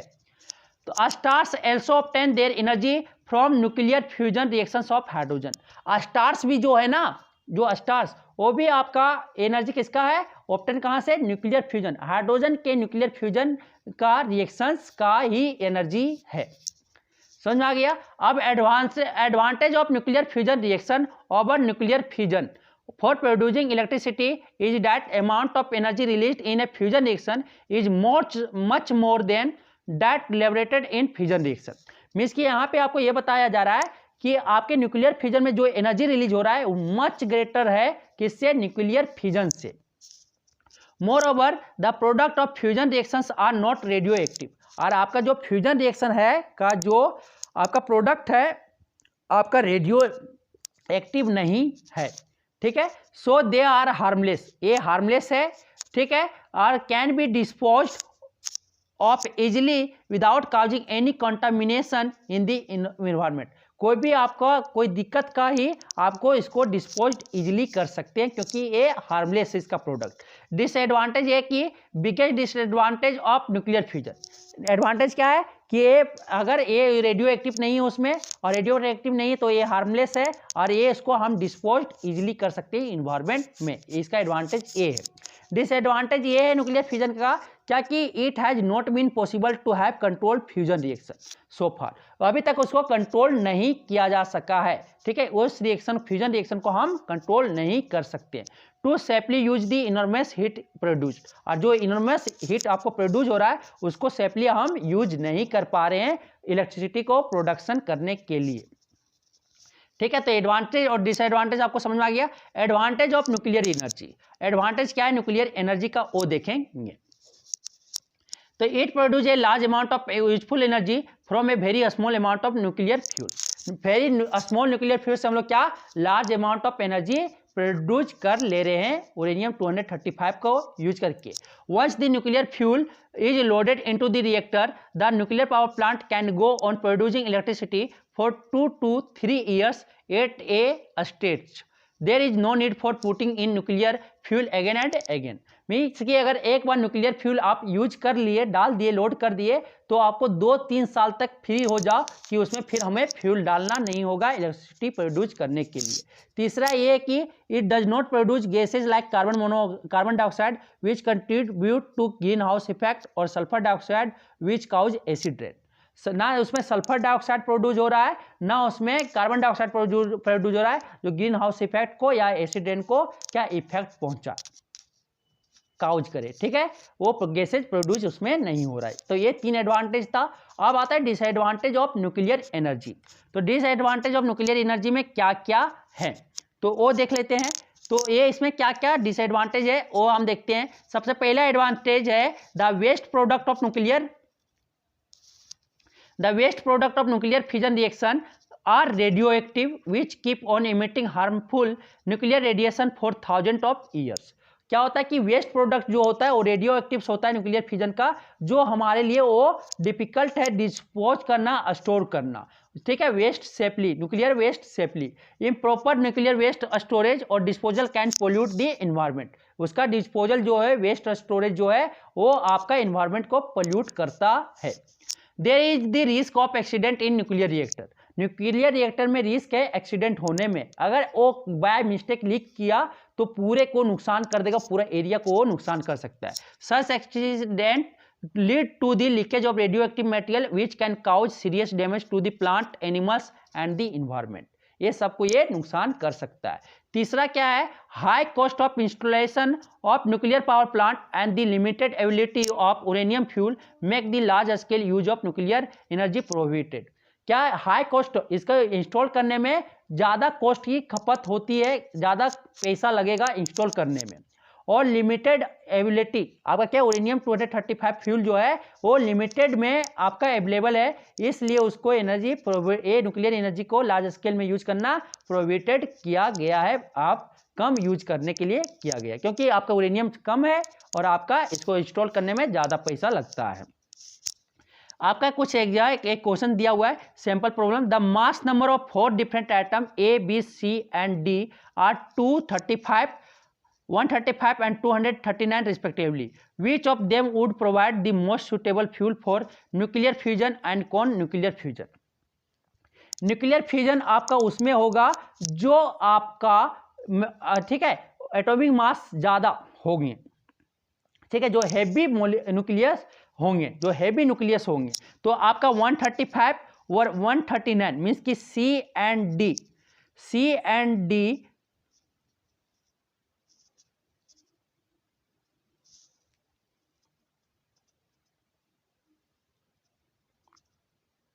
ठीक है, ये 4 में आपका कौन न्यूक्लियर फ्यूजन जाएगा, फ्यूजन में जाएगा, कौन टूटेगा। तो ये चारों में आपका क्या हो जाएगा, डी जो होगा 239 एटॉमिक मास का जो होगा, मास नंबर का आपका एलिमेंट जो होंगे वो डी है, और डी आपका न्यूक्लियर फ्यूजन करेगा क्योंकि ये बिगेस्ट एटम है। और आपका उसमें 2 जो है हीलियम एटम है ना, सॉरी आपका ड्यूटेरियम एटम है, वो आपका क्या करेगा, फ्यूजन करेगा। तो ए एलिमेंट आपका क्या करेंगे, फ्यूजन, और डी एलिमेंट जो है वो आपका क्या करेगा, ए आपका फ्यूजन करेगा, फ्यूजन। ठीक है, तो ये आपको समझ में आया होगा। अब चलते हैं, ये सब क्वेश्चंस आपको सॉल्व करना है। अब चलते हैं इन्वायरमेंटल कंसिक्वेंस। इन्वायरमेंटल कंसिक्वेंस में क्या होता है, तो in reality no source of energy can be said to be pollution free. कि कंसिक्वेंस के हिसाब से, इन्वायरमेंटल कंसिक्वेंस के हिसाब से कोई भी रियलिटी में कोई भी सोर्स ऑफ एनर्जी को हम पोल्यूशन फ्री नहीं कर सकते हैं। तो in reality no source of energy can be said to be pollution free. ठीक है, the use of each and every source of energy disturb the environment in one way और the other. For example the use of fossil fuel को use करे तो air pollution कर रहा है, production of hydro electricity कर रहे तो ये इकोलॉजिकल इम्बैलेंस कर रहा है। In some cases the actual operation of the devices used for harnessing energy may be pollution free. कोई भी पोल्यूशन फ्री हो सकता है, but making of the devices itself must have cause some environmental damage. तो कोई ना कोई environmental damage होता है। For example the use of wind generator, solar cooker, solar cell for obtaining energy is pollution free, but process involve in making the material for these energy devices must have damaged the environment in some way. किसी ना किसी तरह वो आपका environment को damage कर रहा है, ठीक है। तो रिलेटिव हम कह सकते हैं कि कोई भी सोर्स ऑफ एनर्जी ऐसा नहीं है जो पोल्यूशन फ्री हो। So when we talk of a clean fuel के बारे में अगर हम टॉक करते हैं तो it actually means that it is cleaner fuel than some other fuels. Means कि कोई दूसरा फ्यूल से कंपेयर करें तो उससे आप अच्छा फ्यूल हो सकता है कंपेरेबिलिटी, लेकिन ऐसा कोई ऐसा फ्यूल नहीं है जो, ठीक है, जो पोल्यूशन फ्री हो। सोर्स ऑफ एनर्जी नहीं है जो पोल्यूशन फ्री हो। आप बोलता है क्या, for example when we say that CNG is a clean fuel, it means CNG is cleaner fuel than say petrol और डीजल। अगर आप बोलते हैं CNG क्लीन फ्यूल है तो आप बोल सकते हैं पेट्रोल और डीजल से वो क्लीनर है। Similarly we can say that hydrogen is a cleaner fuel than CNG। Hydrogen जो फ्यूल है वो क्लीनर किससे, CNG से। This will become more clear from the flowing example. एक एग्जाम्पल से क्लियर होगा। जैसे बोलता है कि हाइड्रोजन हैज बीन, क्या बोला है यहाँ पे देखो कि एक एग्जाम्पल प्रॉब्लम दिया कि hydrogen has been used as a rocket fuel. Hydrogen को किसे रॉकेट फ्यूल की तरह यूज करते हैं। Would you consider it is a cleaner fuel than CNG, why और वाई नॉट। अगर आप उसको क्लीनर फ्यूल कर रहे हो CNG के कंपेयर में तो क्यों कर रहे हो, और अगर नहीं कर रहे तो क्यों नहीं कर रहे हो। तो hydrogen is a cleaner fuel than CNG, this is because hydrogen आपका क्लीनर फ्यूल है CNG से, क्योंकि hydrogen produce only water. Hydrogen आपको क्या, वाटर प्रोड्यूस करेगा जो टोटली हार्मलेस है। On the other hand burning of CNG आपका क्या प्रोड्यूस करेगा, कार्बन डाइऑक्साइड गैस और वाटर प्रोड्यूस करेगा। दिस कार्बन डाइऑक्साइड क्या प्रोड्यूस करेगा, carbon dioxide green house effect produce करेगा एटमॉस्फेयर में, और एक्सेसिव हीट प्रोड्यूस होगा इन्वायरमेंट में, ठीक है। अब आता है environmental consequence of the increasing demand for energy. जो इन्वायरमेंटल कंसिक्वेंस है उसको डिमांड, जो एनर्जी के लिए डिमांड वो बढ़ते जा रहा है। The combustion of fossil fuel is producing acid rain and damaging plants, ठीक है। जो नुकसान आपका हो रहा है कंसिक्वेंस इन्वायरमेंटल में, वो सब सॉइल, एक्वेटिक लाइफ। ये कंबसन अगर आप फॉसिल फ्यूल को जितना ज़्यादा जला रहे हो वो एसिड रेन प्रोड्यूस कर रहा है और डैमेजिंग क्या कर रहा है, प्लांट को डैमेज कर रहा है, सॉइल को कर रहा है, एक्वेटिक एंड लाइफ को भी वो डैमेज कर रहे हैं। दूसरा है क्या, the burning of fossil fuels in increasing the amount of green house gases carbon dioxide in the atmosphere. अगर आप फॉसिल फ्यूल्स को जला रहे हो तो एक ग्रीन हाउस का अमाउंट को बढ़ा रहा है carbon dioxide in the atmosphere. The cutting down of trees from the forest, deforestation कर रहे हो for obtaining firewood is causing soil erosion और डिस्ट्रॉइंग वाइल्ड लाइफ। आपका क्या, सॉइल इरोजन हो रहा है, ठीक है, और आपका क्या डिस्ट्रॉय कर रहा है वाइल्ड लाइफ को, ठीक। चौथा आपका क्या है, construction of hydro power plant is disturbing ecological balance. अगर आप कंस्ट्रक्ट कर रहे हो हाइड्रो पावर प्लांट का तो वो क्या, इकोलॉजिकल इम्बैलेंस को डिस्टर्ब कर रहा है। Nuclear power plant are increasing radioactivity in the environment. Nuclear power plant क्या कर रहा है, आपका इन्वायरमेंट में रेडियो एक्टिविटी इंक्रीज कर रहा है। The various factors which we should keep in mind while using source of energy. अगर सोर्स ऑफ एनर्जी यूज कर रहे हो तो ये सब पॉइंट हमको दिमाग में रख लेना है। The easy of extracting energy from the at sources, the cost of extracting energy from the sources, the efficiency of technology available to extract energy from that source, the damage of to environment which will be caused by using that source। आप क्या बोलते हैं कि अगर आप factor को, ये सब फैक्टर को हमको दिमाग में रखना है अगर आप सोर्स ऑफ एनर्जी को चूज कर रहे हो तो, कि ये extracting energy from that source, ये पूरा इजी एनर्जी निकल सके, ठीक है, easy way. Cost of extracting energy from the source, cost देख लेना चाहिए कि उस सोर्स का एक्सट्रैक्टिंग एनर्जी कर रहे हैं तो उसका कॉस्ट क्या है, इजी क्या है, ठीक है, एफिशिएंसी कितना है, एफिशिएंसी टेक्नोलॉजी देखते लेंगे, ठीक है, डैमेज कितना है इन्वायरमेंट पे वो सब हम देख लेंगे। अब आता है how long will energy resources of earth last. Earth last में कितना दिन तक वो चलेगा, एनर्जी चलेगा। तो the world's known coal reserve are expected to last for another 200 years compare to around 40 years for the known petroleum oil reserves, around 60 years of our known reserve for of natural gas. आपका जो है कोल जो reserve है 200 years के लिए है, आपका petroleum जो ऑयल जो है वो 40 ईयर्स के लिए, और आपका नेचुरल गैस जो है वो 60 ईयर्स के लिए रिजर्व है। The step which can be taken to reduce energy consumption, क्या क्या स्टेप हमको लेना चाहिए एनर्जी कंजप्शन को रिड्यूस करने के लिए। तो पहला, स्विच ऑफ लाइट, हमको क्या करना चाहिए, लाइट को स्विच ऑफ कर देना। Fan, TV, other such electrical appliances अगर यूज नहीं है, नीडेड नहीं है, तो उसे स्विच ऑफ कर देना चाहिए और इलेक्ट्रिसिटी को बचाव करना चाहिए। दूसरा है, use energy efficient electrical appliances to save electricity, electricity को सेव करने के लिए आपको क्या, use energy efficient electrical appliances, जो एनर्जी एफिशिएंट है उस इलेक्ट्रिकल अप्लायंसेज को। This can be done by using compact fluorescent lamps, आपको CFL, अगर आपको येलो बल्ब की जगह पे CFL यूज करना चाहिए।